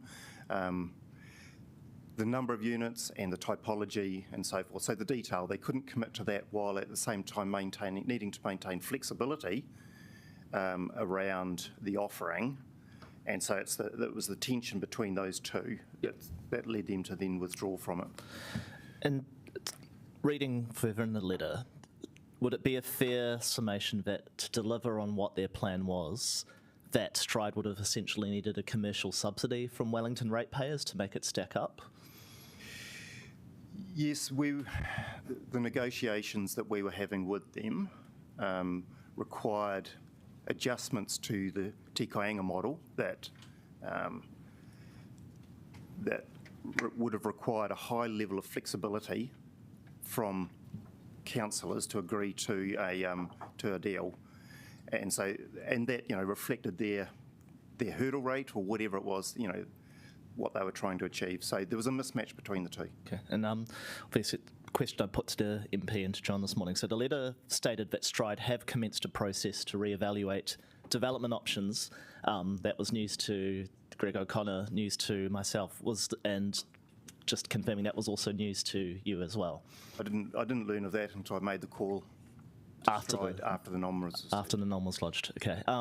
Last two. Actually, just one more. Do you know when we did the bridge widening in Johnsonville, whether Stride delivered on their promised pedestrian improvements for Moorfield Road? No, they haven't. We spent, back in 2003-ish, about $11 million on some wide-range transport network improvements, but included that the widening of the bridge. They were to then change the entrance onto Moorfield Road as a result of that, and that never happened. Okay, it's funny that wasn't in the letter. Awesome, thanks, Phil. Councillor Brown. Thanks. Phil, unlike seemingly some of my colleagues, I actually have a lot of respect for Stride. I know some of the people there, and I know their track record. So it does seem to me that the comments they make in their letter are probably extremely valid. It is very difficult to actually get development to stack up in Wellington today. And I would suspect that the most prospective way we're going to have, of making this happen is going to be to encourage Stride to come to us with propositions. Is that your thinking, that you can see this as being a very much of a working relationship with them, where we, and also that we being councillors will actually be appraised of what Stride would be requiring of us to make something happen, as opposed to us sort of going off and doing our own thing? Yeah, look, I think, again, without presupposing the decision here today and what the investigation will throw up, I foresee a parallel process in Train where we will re-engage with Stride on this while we independently carry out the work that we need to do. And as I say, I don't see the two subverting the other. Thanks. Yeah, I just want to follow up on one of Councillor McNulty's comments about the road improvements. Can you confirm that the road improvements that were to be done by Stride were actually a condition of the resource consent when they developed the mall, and that there is really no obligation for them to do anything unless the mall was developed? I can't recall what the conditions of the consent was, Councillor. But at the time, you would describe it as an agreement between parties, but with the travel of time since then and the various consent applications along the way, I would probably characterise it as more an understanding now than what it was back 10 years ago. Is that an agreement?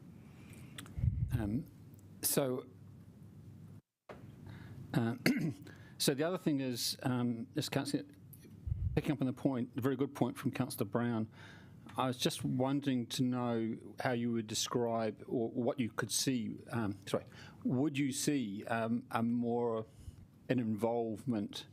of involvement with Stride as a key staker in developing the report, as part of having the report come together, so that when it is presented, that both they are aware of what's in there and also that they are able to comment and provide feedback to us at the time the report is presented?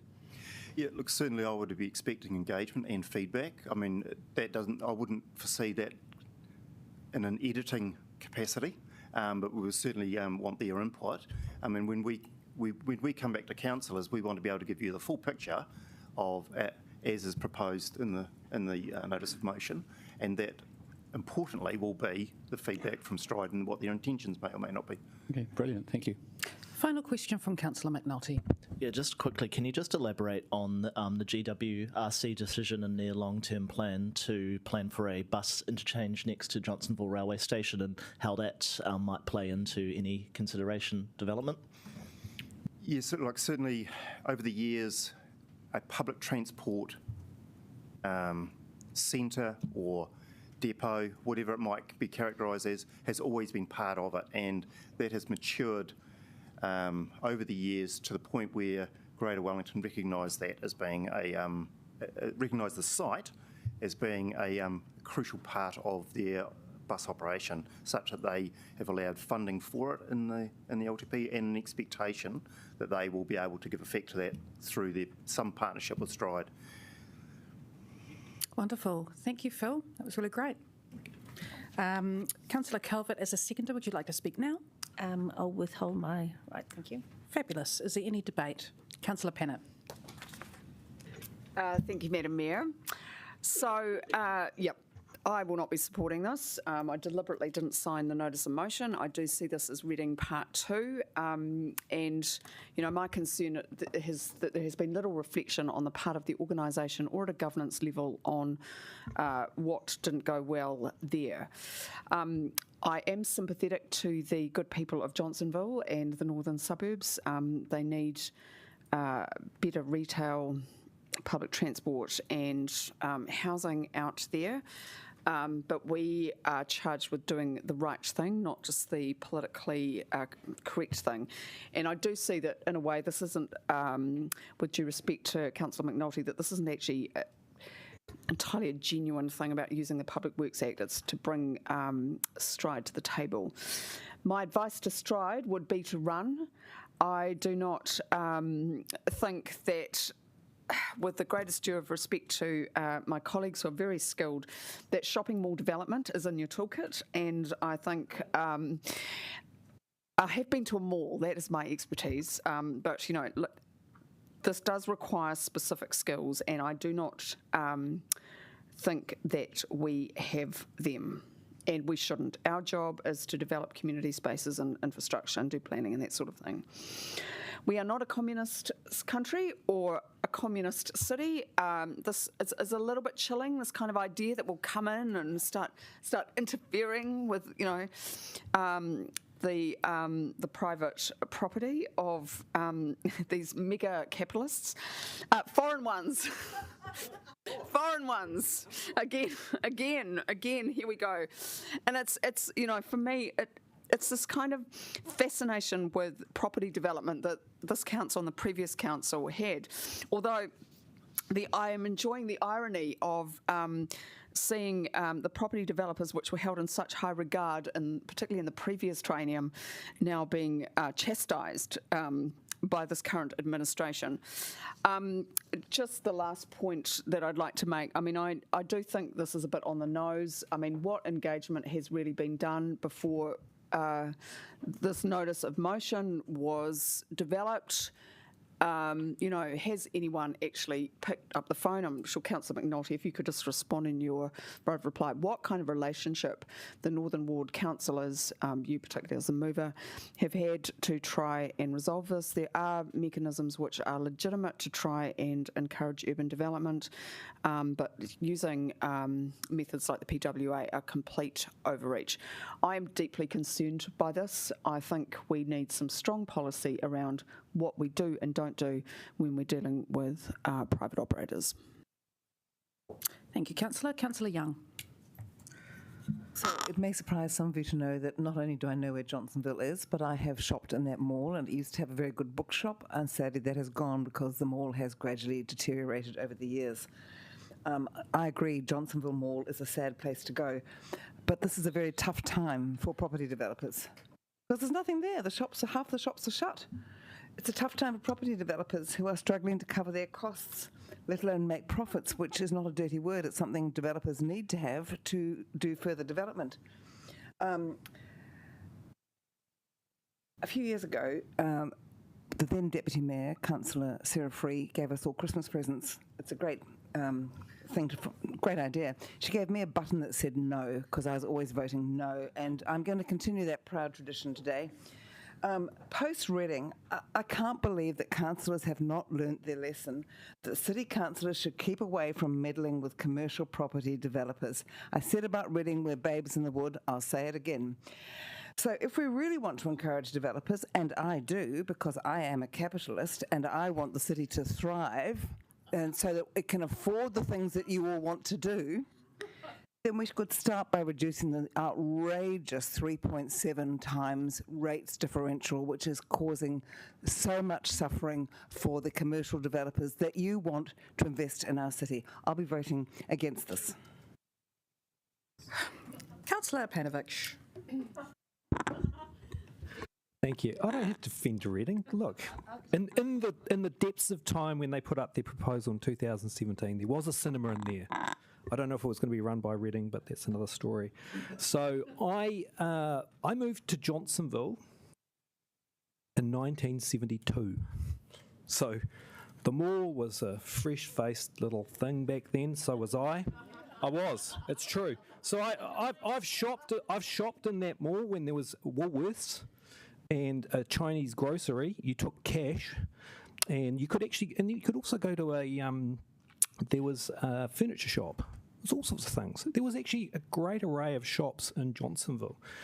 There was Mitre 10, which was now, with the building burnt down, so they moved to Crofton Downs. KFC was new and operating, so Ray was exceptionally happy. And it was actually going quite well. And through the iterations, it was still going quite well. When I was on the community board, I did meet with Stride. They were quite enthusiastic. They came and said, here's my plans. Have a look at them. What do you think? I said, great. When are you going to do it? Well, we're not sure yet. And that's what we've heard for such a long period of time. They've had issues with their other mall out in the Hut, but they fixed it. They did that. It's like, what's the problem here? You know, I look at the financial statements, which all good chartered accountants should do, and I look at the board structure and I go, well, dare I say it, there could be too many accountants and financial people on this board, which is a shock, and I've said that for a long, long time. There in your report mentions Stride, and I gave it to Councillor McNulty 3 times in the massive document. It does not say anything about development. It does not say anything about what they're going to do there. There is nothing, literally, about Johnsonville. It seems to be written off the face of the earth. I'll just leave you with one last thought on Johnsonville, because I'm really keen to see this happen. And we keep standing up in elections every 3 years, and it is the only issue that people in Johnsonville are really concerned about. They love the library, the developments that we've done in there. But this one, it's not. The thing has got too big for Stride. That's the problem. They've bought land everywhere. If land comes up, they buy it. And then what do they do with it? They just deteriorate it, which is a really sad indictment. I mean, I get on well with the managers there because, you know, living in that area in Johnsonville, I like to do like events and stuff, and it's great. They do participate quite well. But there's nothing is literally happening in there, which is sad. I'll leave you with one last thought, which will really surprise you. When the kebab shop moved out of the mall this year, the locals were ecstatic. And the reason was that they could actually open beyond 6 o'clock at night.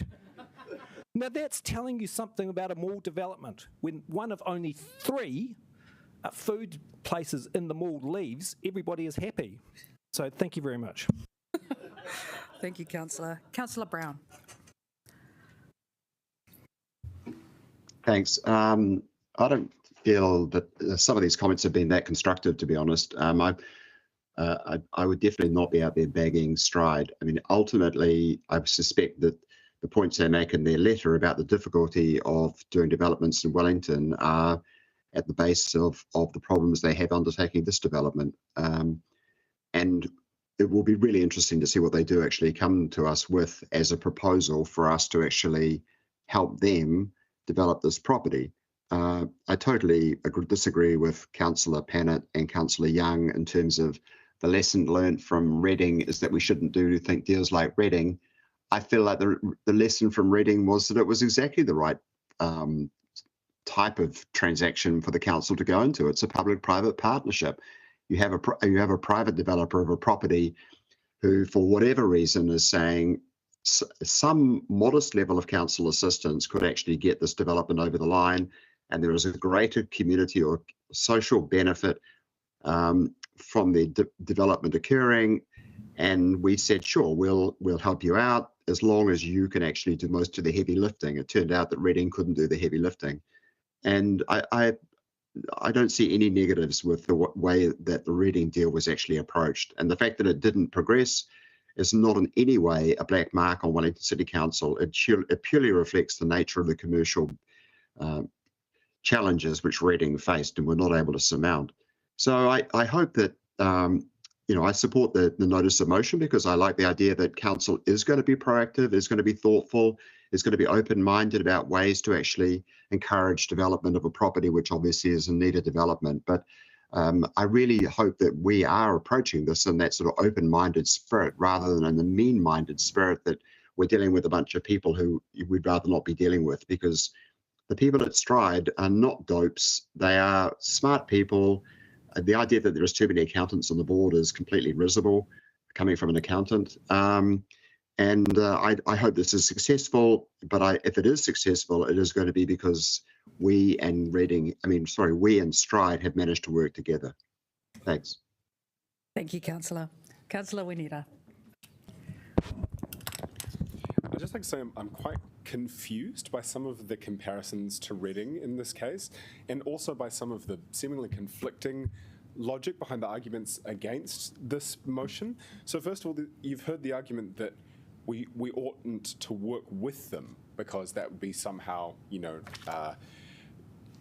bending the knee to capitalists and embarking on commercial deals with public money. But then you've also heard that we can't intervene because that would be communist dictatorship. It seems that neither side of the political spectrum can actually win here.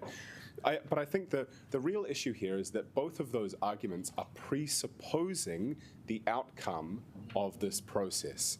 What we are doing today, as was very clearly explained by both the staff member who gave us to answer our questions and the mover of the motion, was that all we are doing is asking our team to come up with some options about solving this problem that we all agree is a problem. It's a sad kind of dead zone in our city, and we need to do something about it. We all agree on that, presumably, and all we are asking for them to do is to help us find some solutions. We don't know what those solutions are going to be. We don't know what they're going to propose. And it was even cautioned of us not to wed ourselves to a particular approach. That was made abundantly clear. Further, we are presently embarking on a course towards reducing land banking and inefficient land use in the city. We've already passed measures like a particular rates differential on vacant land. We are looking at more efficient rating policies, which will encourage better land use. And we are doing this because we want to activate the city and bring back some life to our urban centres. This is just another part of that. It's not a corporate hellhole or a communist dictatorship. It's just a very sensible way to activate some dead land. Let's just keep it in perspective, team. Kia ora. Councillor Chung. Thanks very much. Very interesting debate. One of the most interesting things about being on council is that we get such a wide variance of viewpoints. Unfortunately, not enough of you agree with me, but that's beside the point. I signed this notice of motion because I believe that something needs to be done, but I'm also tempered that with going out and talking to constituents and saying, what the heck are we doing? Why are we getting involved in all these different things? And so I'd like to sort of reflect on one of my experiences on the biggest McDonald's in the world, the most profitable McDonald's in the world, was on a prime corner in Beijing on Wan Fujing. Now, it was easily the best McDonald's that the corporation ever had. So they were making more money than anywhere else in the world. And the government came in and shut them down because they wanted to redevelop that street.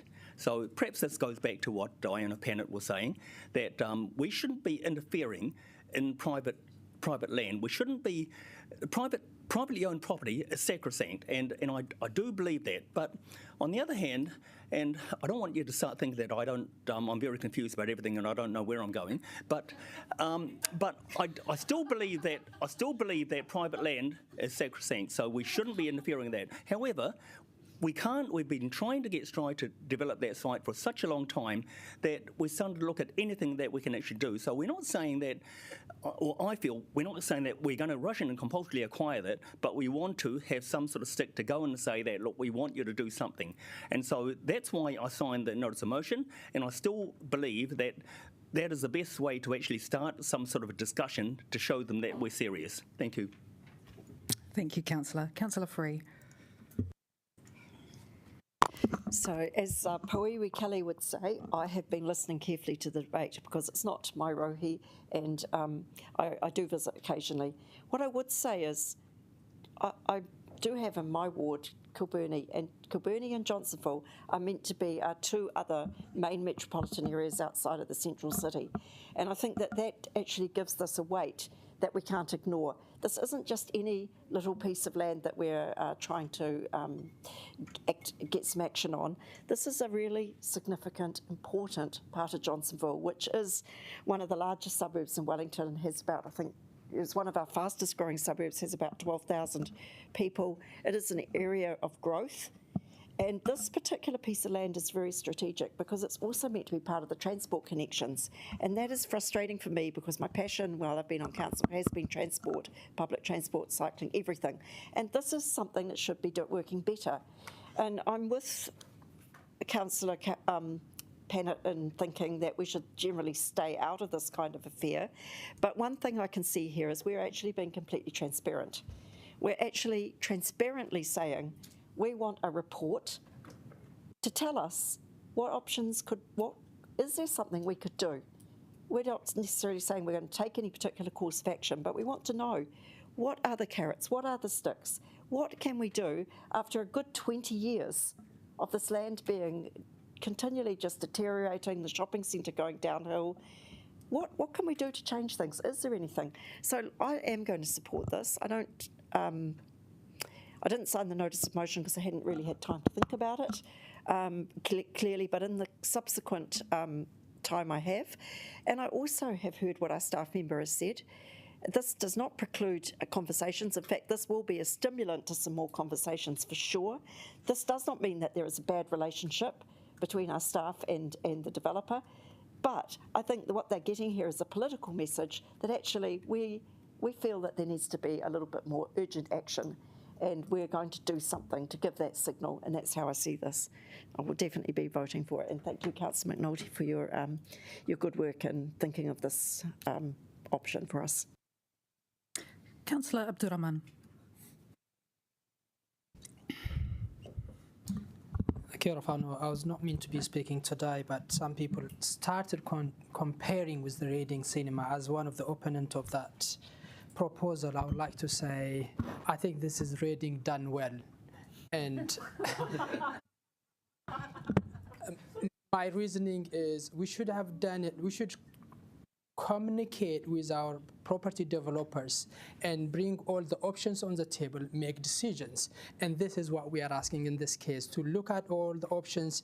If one of the options come back saying, give them $32 million, like we did it, I will not be supporting. And those of you who support Reading at the time, financially literate, and you said a lot of things to those of us who opposed, again, you will be proved wrong. And I want Councillor McNulty and Councillor Calvert to address what really it means for the community and how you want the kind of optimism you are showing in this space. We want you to articulate it in the right of reply. However, for those who are comparing it, I think this is Reading done well. Thank you.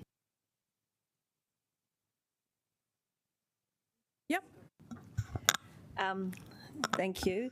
And thank you to those councillors that have mentioned about this being one of our metropolitan centres, and also about transparency, because we won't have to worry about any leaking here, because we're talking about it in public. Anyway, look, I have, as Mayor Lester did say to me once, reminded me one time that I lived in outer Johnsonville, and being Kandala, but the Onslow suburbs may not be in the northern ward, but they're very much part of Johnsonville. Our kids go to school in Johnsonville. Our kids go to the mall in Johnsonville because there's a very good heritage railway line that can take them there. Though its capacity is quite limited. So, look, we've raised 4 daughters in outer Johnsonville. And I remember in the 2000s, the news of the movie theatre going to be going in there when the mall was being developed. They were ecstatic. They didn't have to come into the city. They could go to the mall and they could go to the movies. And the mall was going to be redeveloped.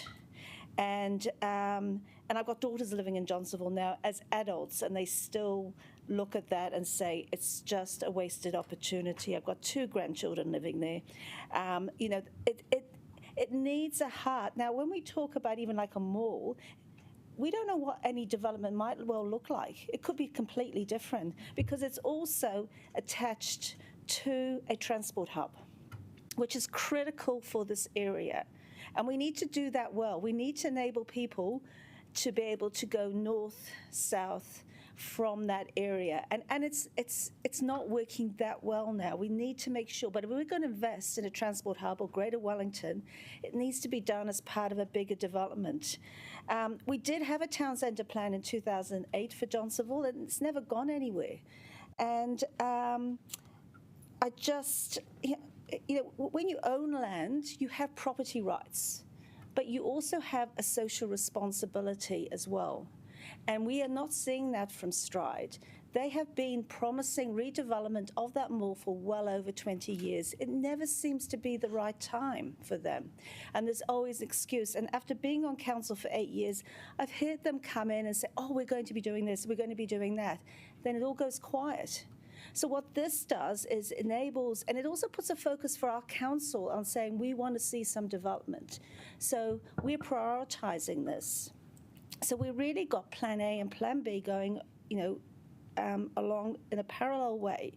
Plan A, we can work with Johnsonville, help them through what they want to be able to do. But Plan B is also about, well, actually, if they don't follow through again, then what are our options? And we need to understand what those options are. And when we understand what those options are, they may well apply to other areas as well. But look, we don't have any money to go off and buy land at the stage, so we're not even suggesting that. But we need to know what is available come the right time. And doing this piece of work will enable us to do that. So look, I ask you for your support because this is a mall not only supporting Johnsonville, but it also supports the Onslow suburbs of Broadmeadows, Ngaio, Kandala, Kaiwharawhara. So it has a really broad catchment. So it's critical to that northern part of our city. Thank you. Thank you, Councillor. Now just a final check before I go back to right of reply. Councillor Randall.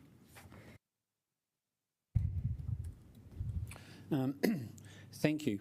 I first want to thank Stride for providing their submission. I mean, they're an important party to this, irrespective of what happens. And I wish to table this with the leave of the chair. First of all, I want to speak to those who are hesitating to support this.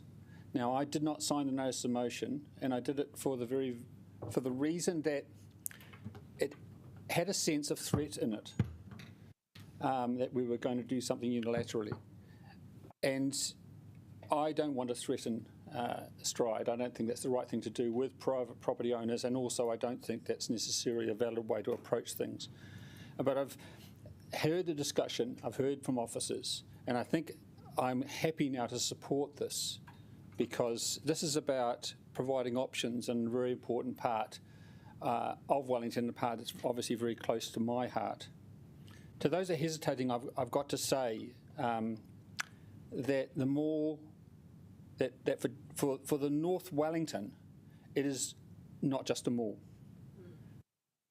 This is our Tinakau Civic Square, and yesterday we had a briefing where we were going to invest tens of millions of more towards making that the real heart of the CBD. For better or worse, Johnsonville does not have that public space, and so we rely on the mall as the centre of our community. We have Waitowi, and that's fantastic, but the mall is so essential.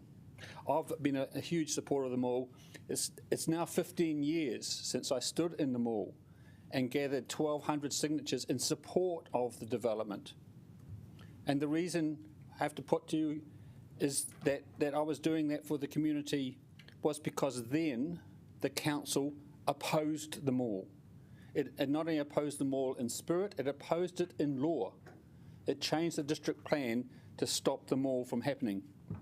And people up north have never forgotten, and to a certain extent, never forgiven the city council, the previous city council, for this. However, in the last 8 to 10 years, the council's turned around, and we recognise that this has to happen. And we've invested in Waitowi.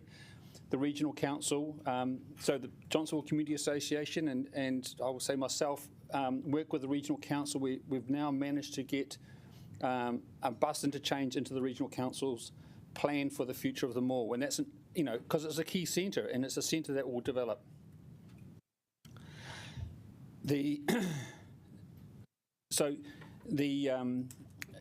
That said... One more minute, Councillor. Yeah, that said, Councillor Young is absolutely right. This is a tough time for developers. These things come in cycles, and anything we do today will not make them all happen. And I don't think anything will happen until Wellington is turned around through this time of recession. But the right way to go forward is with partnership, is to get more information. But I also want to tell councillors that it's not just about getting information. I want this council to reach out to Stride, to work with them. And I also want this council to reach out to North Wellington and work with the community, because this is a place that can do things, and we know it can do it, because in the weekend we saw the community in action at Wilson's Barbecue, where they beat the world record for selling burgers, the world record, and they put the word out. In 24 hours, 6,200 burgers are sold. Everyone came together for something that was really positive. So let's go for it. Thank you. Awesome. Thank you, Councillor. Councillor McNulty. Kia ora. Around this table, when all the ward councillors have been in support, I've always been really privy to follow them on their lead, and I hope the fact that Councillor Panovich, Councillor Randall and myself are all in support of this motion might be enough. I never knew a report could be so scary, but it is nice to see Councillor Young and Councillor Paddock united on the side of private capital against people. I guess the one thing I'd really put to you, Councillor Paddock, by voting against this, you are going to vote against public transport improvements, which can only be realised by the work that comes through this. And that does seem a bit at odds with the position you've taken at the Golden Mile. There's been 20 years of engagement on this, from MPs, from Peter Dunn to Greg O'Connor, from councillors, former mayors. I will say the timing of this has been quite specific. I have been sitting on this since very early on the term to make sure that we actually dropped this at the most opportune moment, and it was only the complete radio silence from Stride that said this was off the table. Greg was in Australia recently, that has brought it to the fore now. On the comparisons to reading, I think it's kind of laughable that Councillor Chugg or Councillor Calvert would sign on board on anything that looks like reading, and that should really settle the matter. No one wants to own them all. Stride don't want to own them all, as far as I'm concerned. To Councillor Brown, actually, some fair comments about the spirit in which I've come at this. I hope my tone reflects the exasperation of my local community, and I thank Councillor Randall and Councillor Panovich for being a little bit more optimistic and breezy on it, but this is where the community is at after 20 plus years. I don't think I've ever agreed with Councillor Chung more than when he spoke today. Thank you for what you have put forward on there. And yeah, at the end of the day, Councillor Randall has nailed what this institution means. For anyone who has not read Joel's superb piece on who killed the Johnsonville Mall, read the passage about the locals in Zampels talking about this institution. Go down on Pension Day and see what this mall is in terms of the people gathering, and it's, it is the institution that we have, but it is so fragile. I'll leave it with one last thing. I talked about TripAdvisor at the start. Here's a review from 2017, a one-star review. So much potential, but don't go here unless necessary. It's run down and almost 1/4 of the shops are empty. It's now 2024 and over half the shops are empty. So it's on a downward trajectory. Exceptional case is required in this, and I just want to thank all the councillors for the really well and considered debate and your support today. Kia ora. Wonderful. Thank you, Councillor. Let's take that to a vote. So you're voting for number 1 and number 2. We'll just take it together. Yep.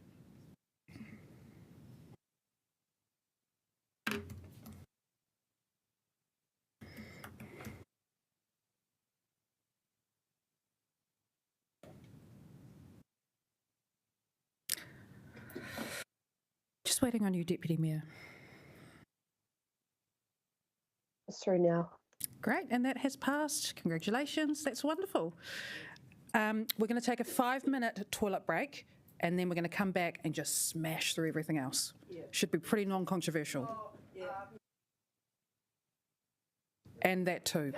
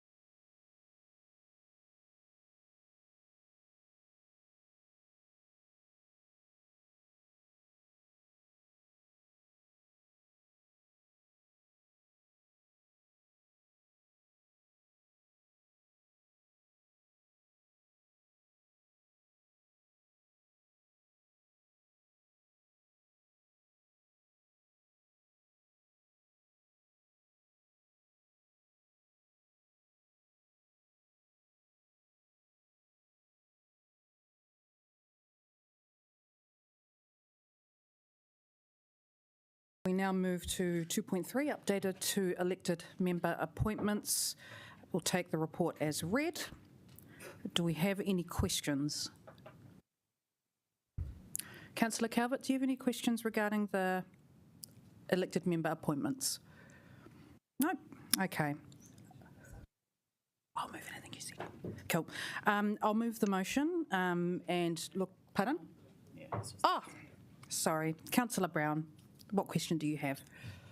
Yeah, thanks, Sarah. I'm assuming this is the one about replacing Tony? Yes. So can I ask a question such as, why is Tony resigning? He can tell us in his debate, perhaps. Oh, okay, thanks. Yeah. But it was his choice. But I will move the motion, and I will thank Councillor Randall. I'll thank Councillor Randall for being part of the forum, and I'll thank you. Yeah, great stuff. It's all good. Councillor Rogers, I thank you for putting yourself up. You're both great advocates for transport. Councillor Free. Yes, I'm very happy to second this, and I would really like to. I'm disappointed that, and Councillor Randall knows this, I'm disappointed that he didn't want to continue because he was doing a very good job. But he can maybe give you some background on why he's made this decision. But suffice to say, he did a really good job and very competent as chair. But I am delighted that Councillor Rogers has offered to step up, because he is also someone who's very passionate about transport and deeply committed to being well informed in our Regs Committee work, and a very fair-minded person. And a lot of this work that goes on in Safe and Sustainable Transport Forum is just networking, but it is about being able to hear different perspectives and being able to connect people and being able to get the information we need from our stakeholders that really informs the work that we do in other parts of council. And I've every confidence that Councillor Rogers is going to not only enjoy the work but be very competent in doing it. So that's all I have to say. Thank you, Councillor. Any debate? Okay, Councillor Randall, then Councillor McNulty. So thank you, Councillor Free and Mayor Whanau. I just want to note that I do appreciate the time I was appointed into the committee and given the opportunity to chair the committee. And during that time, I would try to actively promote, add some ideas, maybe some energy to the committee, and I think that was taken positively by officers and by attendees. However, I joined the committee because it was had transport in it, partly, but in terms of the actual purpose of the forum, it's very focused on issues of sustainability and safety, and it really is a channel through which those stakeholders feed that feedback into the council.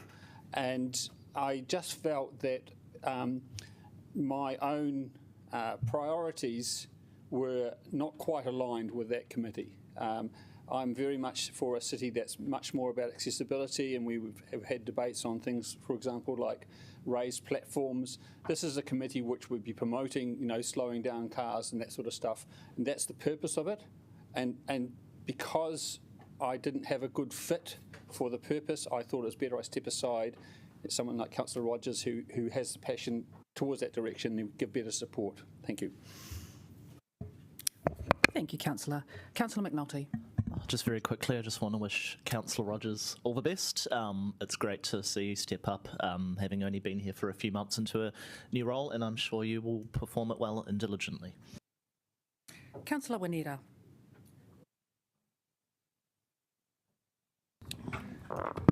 Yeah, ditto. I think Geordie has a very analytical mind, which is of great benefit when dealing with transport, and I think he will do a really great job. Right. Councillor Calvert. Well,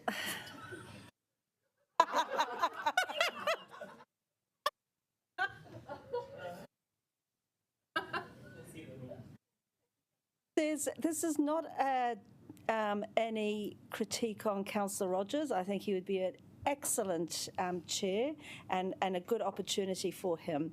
But I am overly concerned. I wasn't asked for some reason, given that, I drive a very small car.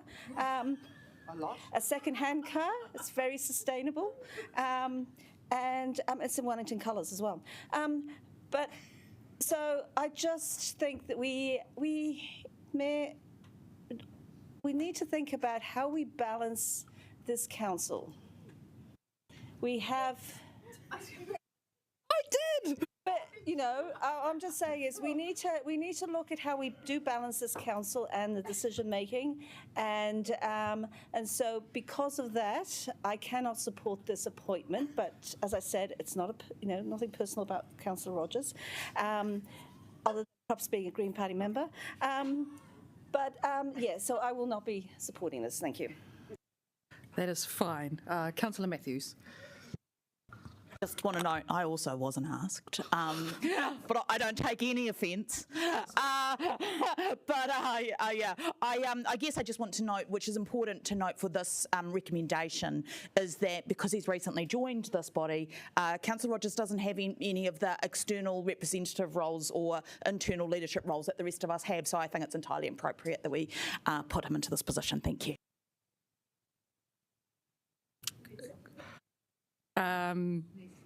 Any further debate? No. Yeah.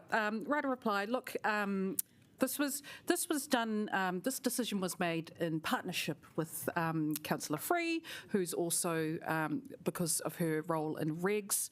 I listened pretty hard to what Councillor Randall said, wasn't quite the right fit, and that impacted his role. So, I thought, well, someone is a fit, and of course, Councillor Rogers doesn't have a role, so it's all good. But on that note, let's go to a vote.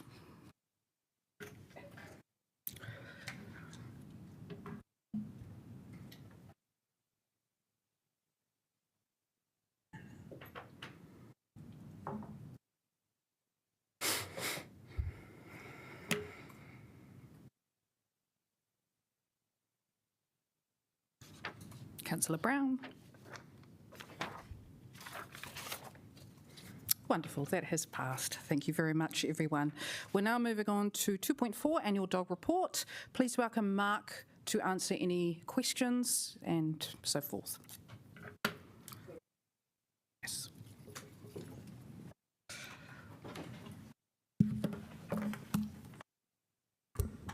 Thank you, Mayor Whānau. Just a short summary. It's a long report. I'll certainly take it as read. Everyone's aware it's a statutory report required by the Dog Control Act. Some key things to highlight that, dog owners are now required to carry an effective means of picking up their dog dues. There's a dog-friendly Wellington section in the review of the dog policy. We've got 8 new dog exercise areas, and we've renamed responsible dog owner status to accredited dog owners. We've also embedded the dog walkers and trainers licence. Dog registrations are now online. It's a much more simple process than what it used to be. You used to have to print out things, scan them, send them back. It's now a much more easy process. We have had an increasing amount of dog attacks, and we're working with our PSR team and our animal control officers to do what we can to reduce those. Obviously they're distressing to people when they do occur. Wonderful, thank you. Questions? Councillor Young. Thank you. So I'm a newcomer to the world of dogs, and I have some involvement in my son's dog. I'm interested in 2 things. One is about the licensing of dog walkers. Is there a limit? In the paper, there's no discussion of how many dogs they're limited to. Can they have as many as they like? I can answer that. Yes, it just depends on, there is a limit. I mean, we tend to look around 6, but they're assessed on a case-by-case basis. So if our animal control officer thinks that they're capable of taking more out on a walk, then they will allow that. Because there have been issues in other countries, in Britain, for example, with people taking too many dogs. And even though the dog walker is a competent, which can't be applied to me when it comes to dogs, that isn't that a bit risky? So it's kind of case by case. It is case by case, and the dog walkers undertake an assessment with one of our experienced animal control officers who look at their capability of managing that pack of dogs. So the second one is about the pack of dogs. Is there any restriction on the mixture of dogs? I mean, you know, because you have dogs of enormous size variation and personality, like some dog types are more aggressive than others or more assertive or... Yeah, if you wouldn't mind, I have the animal control team leader who does the assessments at the back of the... If you'd like to come forward, Damien or Kate. This is Kate Bangram. She's in charge of all our animal regulation. So it's really like, could you have, you know, a Chihuahua being walked with a Rhodesian Ridgeback, for example? Well, the assessments that we've done with the actual dog walkers, they usually stick to around the same size dogs. So usually they're, you know, they've got bigger dogs or smaller dogs, but they actually do assessments with them before the dogs even come and join the packs. Okay. So we make sure that they obviously have conversations with the owners. They take them out and see how they act around other dogs and stuff before they actually join them in with the pack. So this is the sort of thing that we're making sure that the dog owners are doing properly. When we're out doing the assessments, ask them about how they manage their pack and how they get new dogs in and so on. Okay, thank you. That's very helpful. Councillor Free.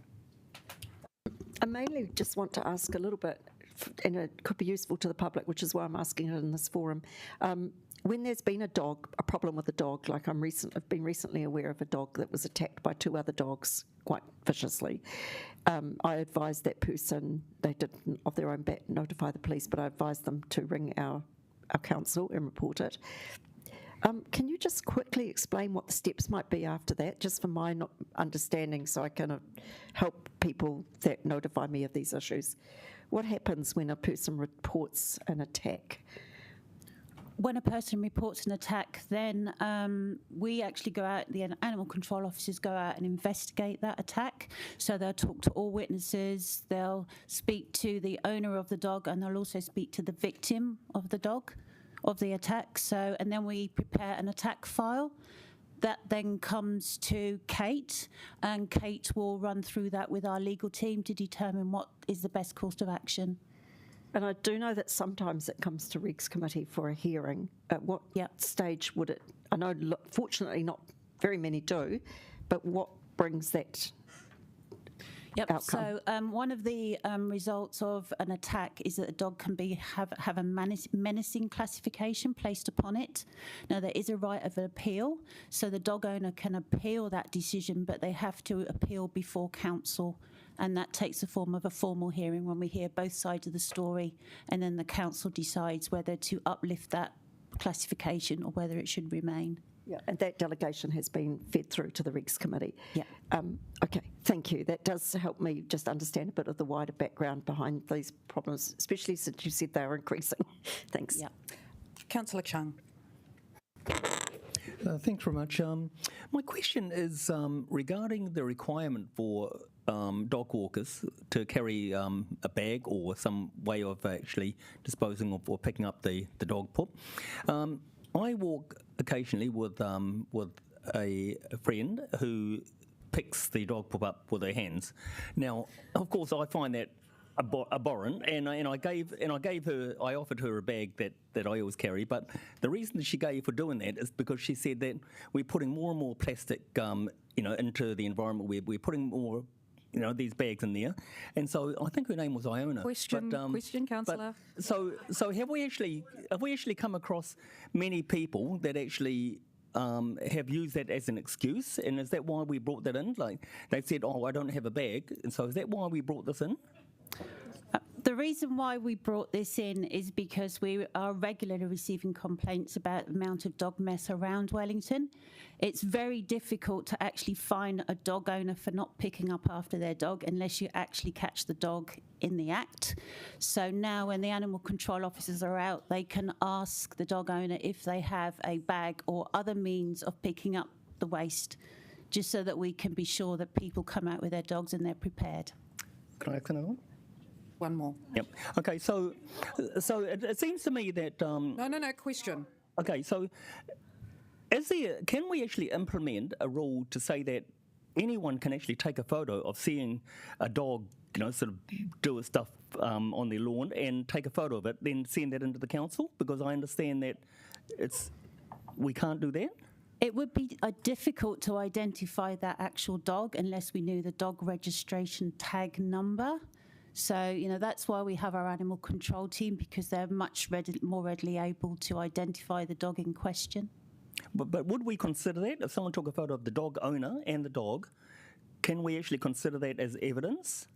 We've actually already answered this question months ago when we were considering this paper, and it was not feasible. So we'll just... Okay. Thank you, Councillor. Right. We've got 3 people remaining for questions. Please keep it relevant. Please keep it relevant. Councillor Brown. Thank you.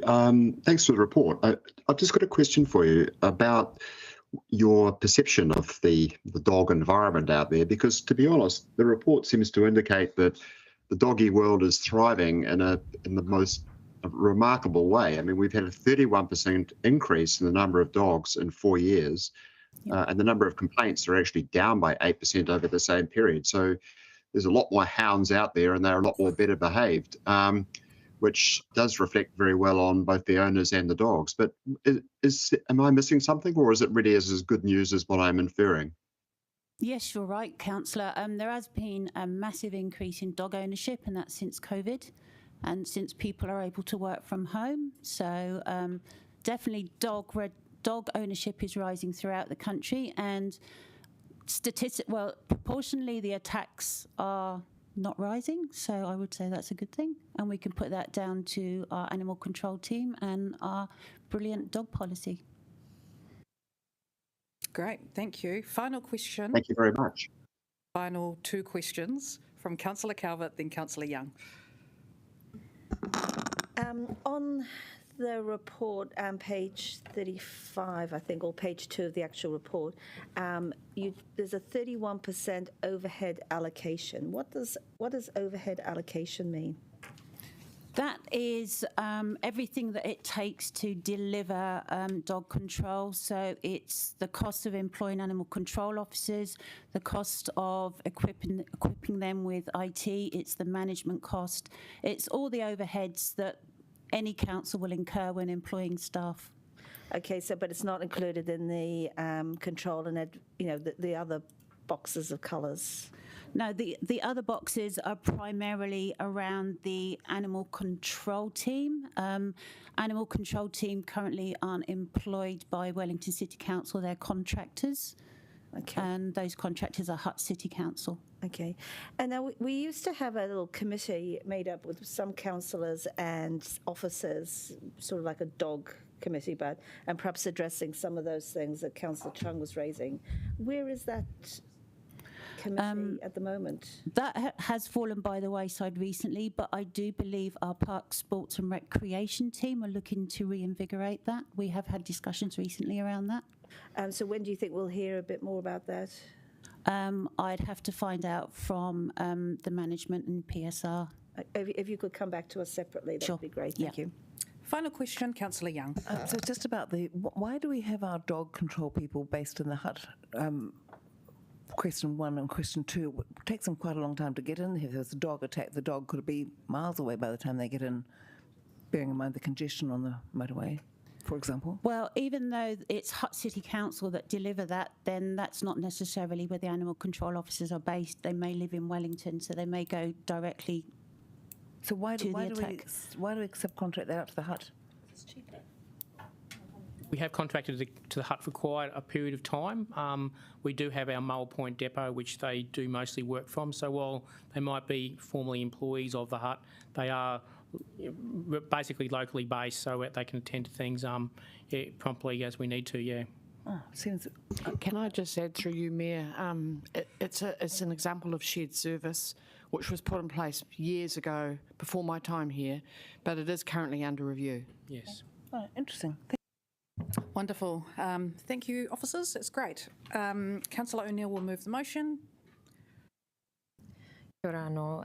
I'll just speak very briefly and thank Kate, Mark and Helen for coming in to talk to the paper today.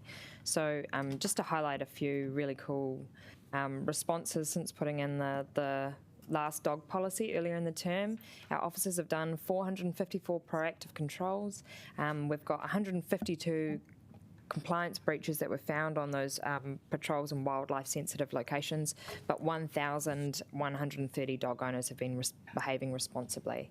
Over 100 dogs have taken the equivalent of the responsible dog ownership qualification, and that's pretty neat. And we've just got over about 16,000 dogs and 16,119 dogs in Wellington at present. And then very lastly, just because the paper kind of discusses penguin attacks, I wanted to highlight that Wellington City Council's preferred candidate for Bird of the Year is the korora. That is the Wellington little blue penguin. We're really lucky to have these, and we're the only capital city in the world with these penguins. And one of the key pieces of awareness around there, if you are a dog owner, is to always keep your dog on a leash. And if you are on a beach or a reserve that allows off-leash dog exploration, you're still required to kind of keep a close eye on them and make sure that our little blue pedestrians are being safe out there, because it's pretty heartbreaking to see little dead penguins in Lyell Bay and things like that. So just encourage colleagues to put that message out to your community and yarn with your other dog walking groups around how to keep native wildlife safe in Wellington. And Councillor Chung is going to second. Would you like to speak now, or? I can't support this enough, because really love dogs. I've had so many dogs before. Now, one of the issues I find is that with the animal control is that they're really, really short-staffed. It does take a long time for them to actually get to any incident. When you call them up, they'll tell you exactly where they are. And so to that extent, and part of the reason, part of that is that I actually volunteer with the animal control as well. And so we go where they ask us to go. If they tell us to go and, look, can you actually stand on this beach, or can you walk along this area for the afternoon for 2 or 3 hours, then we do that to try and spot these dogs. So I have a lot of respect. They always keep telling me that they're short-staffed, they need more people. That's why they're using us volunteers so much. But on the other hand, again, you know about my not liking spending money, and so of course I don't want to put a lot of money into more dog control people or animal control people if we can actually manage with volunteers. So.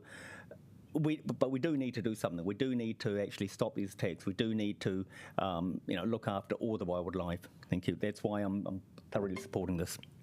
Thank you, Councillor. Any debate? Councillor Calvert.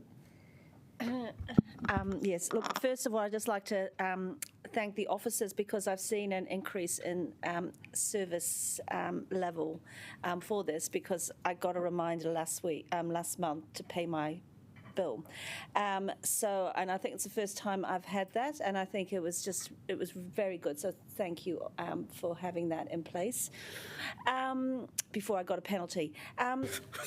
So look, I just want to raise, not a good look, but I just want to raise the point about off-leash areas, and I think this is going to be an area that we need to get our heads around about. Have we got enough, even off-leash dog parks? Because as Kiwi are in our open bush area where previously dog walkers would have their dogs off leash, that's now being constrained. So we need to think about, what are we going to be doing? We can't just say no and then not perhaps provide some other alternatives in areas spaced around the city. And because at the moment, I know if I go to an off-leash area fenced, I have to, believe it or not, drive. And so, look, I just think we need to start thinking about that going forward if we want to make sure we've got the right balance in our city. Thank you. Any other debate? Nope. Right, a reply? Just real quick to respond to councillors just bringing up their comments. That the dog policy, when we reviewed it, we made a resolution to look into more off-leash areas for dogs. So that's been taken under consideration. Awesome. That's great. Let's go to a vote. all together. Next.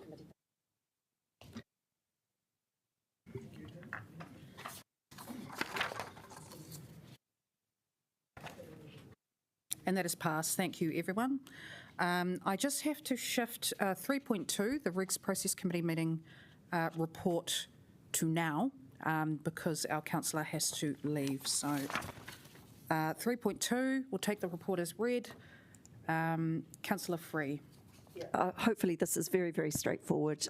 It has to come to council because we're selling, potentially agreeing to go to consultation about selling a little piece of land. The reason being that there is a section next door that we wish to sell, and this is a little piece of unformed road reserve, which if it's added to the section that we had on the market, will make it much more attractive to buyers and we'll get a better price for it. We did go out and try and sell it and there were, I think, no satisfactory offers. So it's rated as low significance. It's really pretty much a fairly operational matter, apart from the fact that it has to come to council first. So I hope you'll support it, and I do need a seconder. I'm going to ask my deputy. Councillor McNulty, would you like to speak? No, any debate? No? Okay, let's go to a vote.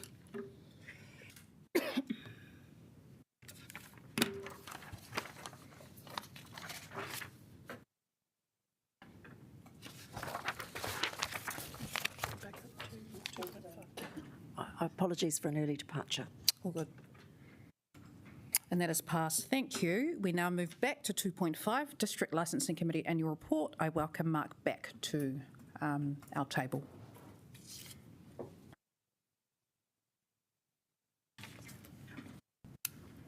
Thank you, Mayor Whānau. Obviously taking this report as read as well. So the District Licensing Committee Annual Report, it's a statutory report required by the Sale and Supply of Alcohol Act. Once this is adopted, it will be submitted to the Alcohol Regulatory Licensing Authority. Just a couple of points to make, to highlight. The DLC commentary is based around the amendments to the Sale and Supply of Alcohol Act to facilitate community participation. Just a couple of points to note there.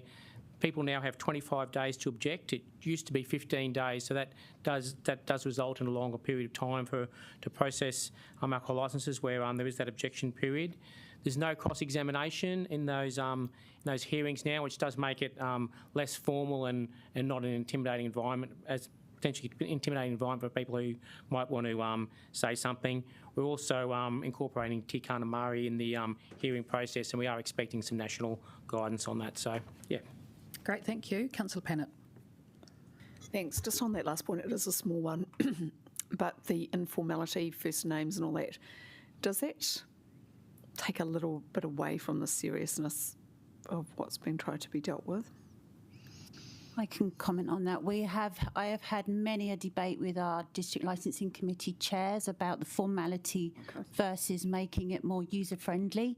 So we feel like we've got a good balance now.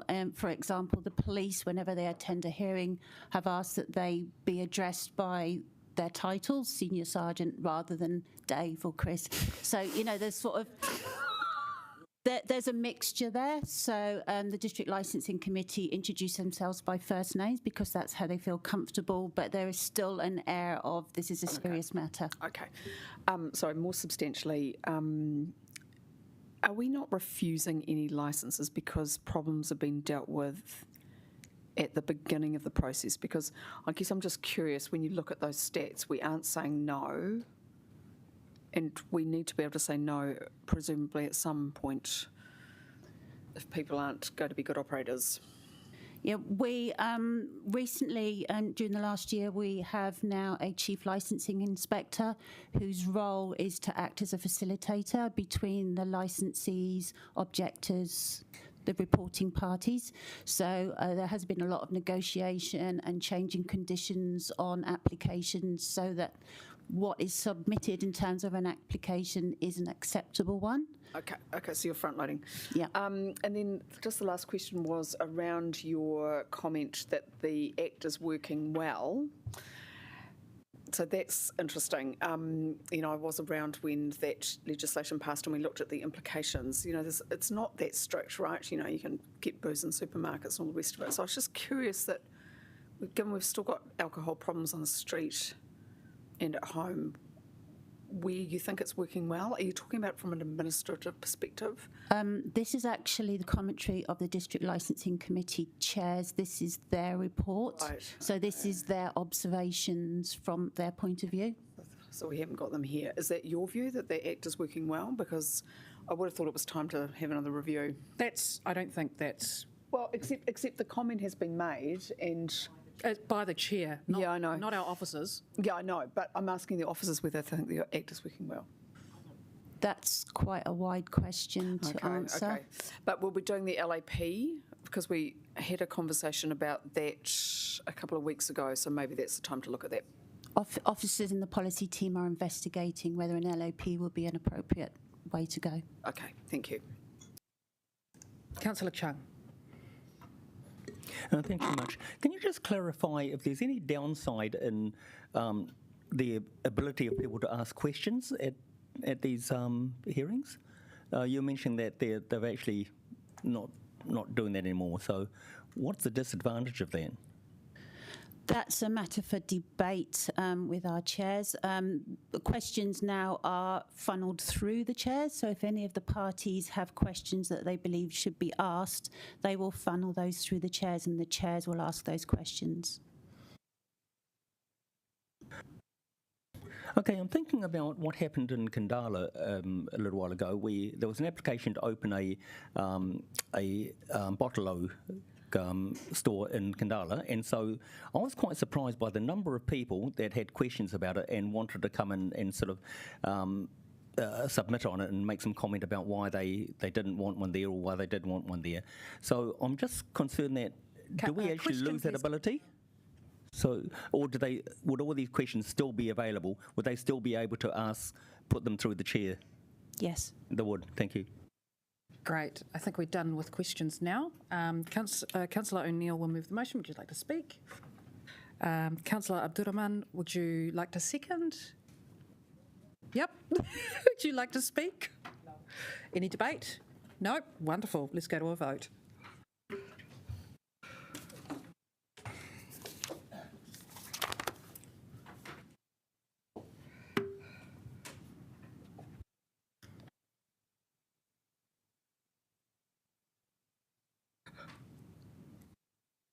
And that has passed. Thank you. 2.6 Annual Report on Income Received from and Costs Incurred by Alcohol Licensing for year 2023. Welcome back, Mark. And Helen, thank you.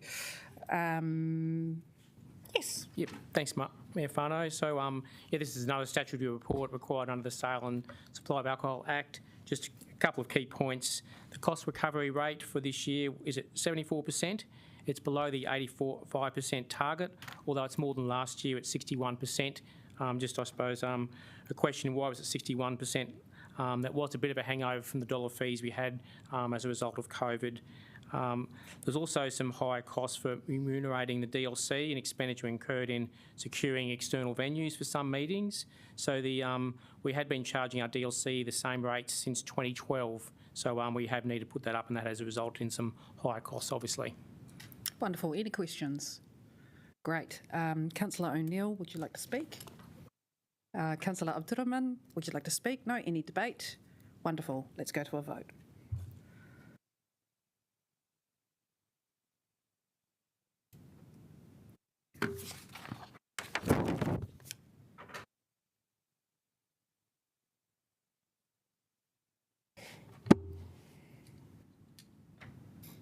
Councillor Calvert?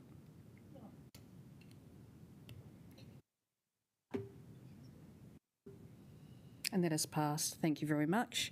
2.7 decision register updates. We will take the report as read. However, does anyone have any questions of Andrea before we go to... No. Great. I will move the motion. I'll reserve my right. Deputy Mayor Foon will second. Would you like to speak, Deputy Mayor? No, all good, thank you. Great. Any debate? Wonderful. No right of reply. Let's go to a vote.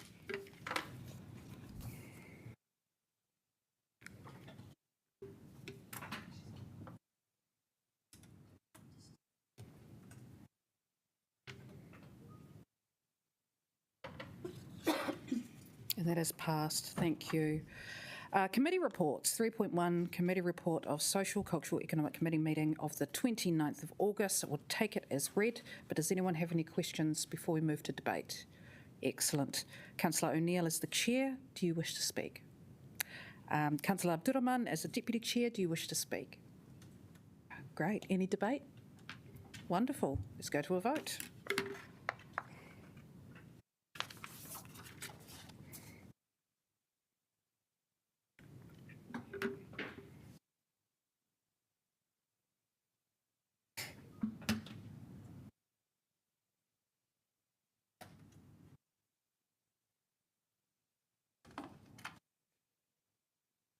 And that is passed. Thank you. We now move to public excluded for item 4. Officers recommend that this is excluded. I will move the motion. Councillor Matthews will second. Is there any debate? Questions? About the PX? Yes. Yep. Councillor Pennant? Yeah, so I guess I was just interested in the grounds around commercial and industrial negotiations. Given that this is a public document, which, you know, everyone to some extent has a stake, I'm just wondering why this was and really what the sensitivity is, given that all it is looking at some of the grounds that some people might have had and whether we agree or not. Cool. One of our officers can come up and answer that. Thank you. Welcome, Sean.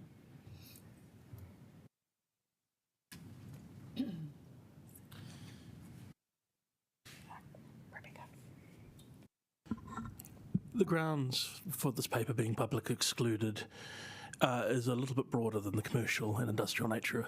It's to do with the negotiations themselves. Within the paper are positions that are to go to mediation, putting forward the council's positions. Those remain sensitive until such time as the mediations are concluded. Councillor Randall. Yes, while I accept that, you know, we are doing negotiations under mediation, and that does need to be done so that people can speak frankly and without the final commitment being known. I'm just nervous because the topics within the district plan that are being challenged is also withheld. And so I was just wondering... Councillor, question? So my question is, why is that? The topics themselves are not being withheld. We have published the appeals on our website so that people can see the matters that are in contention. What is being withheld is the council's position to resolve those appeals. Okay, so I think because most people won't have a chance to go through the depths of where the district plan is, which is an enormous amount of information, and find those appeals, I was wondering if officers could provide some public advice about what the nature of, you know, like a summary of what the nature of those appeals are. I've got a suggestion that the link to the public appeals could be included in the minutes of this meeting. Yes, that can be done. Yep. Well, if that will give them a link to the summary of what's being under discussion, then that certainly would be helpful. Yes, that would give them the nature of the appeal and also the topic. Okay, thank you very much. Very good. Any further questions? Doesn't look like it. I'll move the motion for PX and Councillor Matthews will second. Any debate? Councillor Calvert. I still don't believe this should be in PX. I mean, we should be transparent about this. Now, this doesn't, and I'm being careful how I pick my words, it doesn't necessarily impact on keeping any conversations confidential, but we should be able to outline what's in this paper publicly. So I will not be voting to go into public excluded. Councillor Pennant. Thank you. Look, just as a general point, I generally won't, although we'll respect confidentiality if the vote goes through. I guess I think there should be almost complete transparency around things like this. It does have, because there's so many stakeholders involved, has multiple impacts. And when you look at what we're sort of saying, for those of us who are in local government, it's all pretty bog standard, the kind of stuff that is being said, why you might support or oppose a particular change. So I just don't really see the sensitivity, and I think particularly where we're dealing with commercial operators, there is a particular need for transparency where they are seeking things that might advantage them commercially. Thank you, Councillor. Councillor Rogers. Yeah, I was just going to speak to say that these are inherently negotiations that people are going to take on behalf of the selected council, and so we are fundamentally deciding what the backstop of that is in those negotiations, and it's important that we are able to keep that confidential during the process in which negotiations happen in the interests of both parties involved. I think, Councillor Pannett, you've been around this process many times. You will understand that what is being decided through this process will be notified in the district plan itself, because there are changes that we're negotiating in the district plan. So it will become quite clear what we do agree to in that process. And as has already gone through, we've talked about making sure that people have access to all of the information around what we're actually deciding here today. The only thing that we are not saying is specifically the positions we are taking and delegating to someone to undertake in those negotiations. It doesn't withhold the fact that those the outcomes of those negotiations will be made available to the public, in which case they can continue to undertake processes of the district plan as is set out in law. Councillor Brown, then Councillor Randall. Thanks. Actually, I just wanted, maybe Sean could clarify something which goes to what Geordie has just mentioned, and that is, Geordie has said that the confidentiality benefits both parties.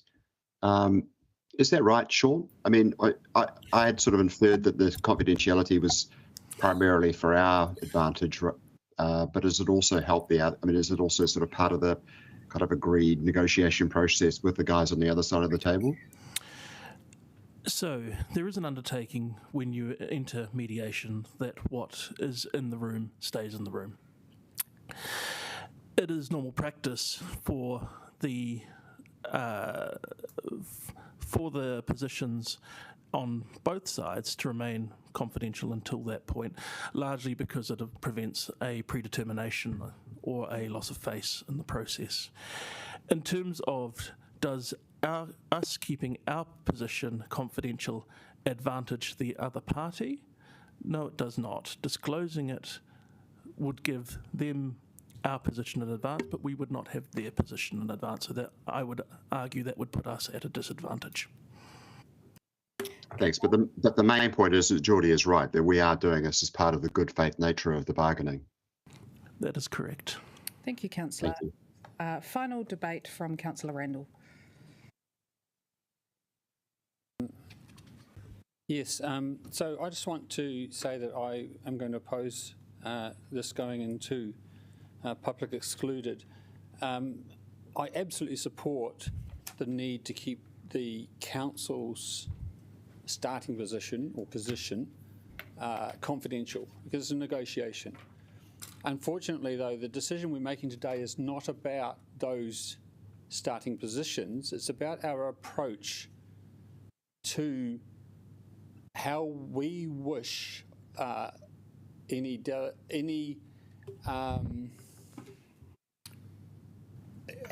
option of which process we wish to use in terms of the overall process of sorting these things out. And I can't actually outline what those options are because they're currently confidential, and I want to respect that. But if we revealed, I believe if we revealed those options, that would not reveal any position that the council has with respect to any particular matter. All we're doing is making a decision on how we are going to work through these appeals. And that decision should be in public. The information about what options we are considering should be in public.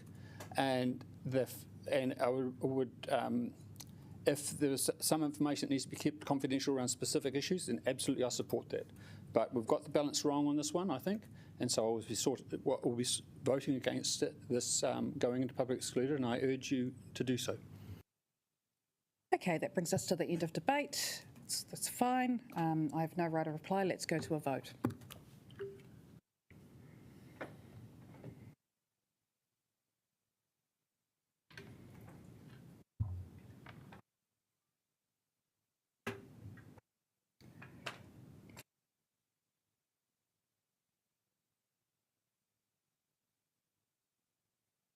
And that is passed. Thank you. Because I have a conflict of interest, Councillor Matthews is actually going to take over as chair, and I'm leaving the meeting. So thank you.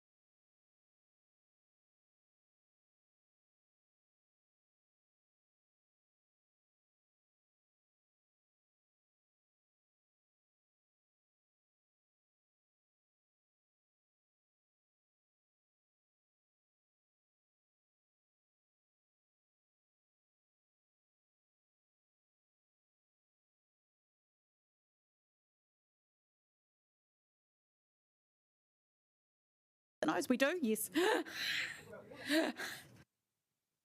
I will close the meeting with a karakia. Inahia, inahia, inahia ki te uru tapanui. Kia wātia, kia mama, te nākau, te tinana, te wairua. E te ara takatū, ko ia rā e rongo, whakairia aki ki ronga. Kia wātia, ai rā, kua wātia. Thank you everyone. Cheers.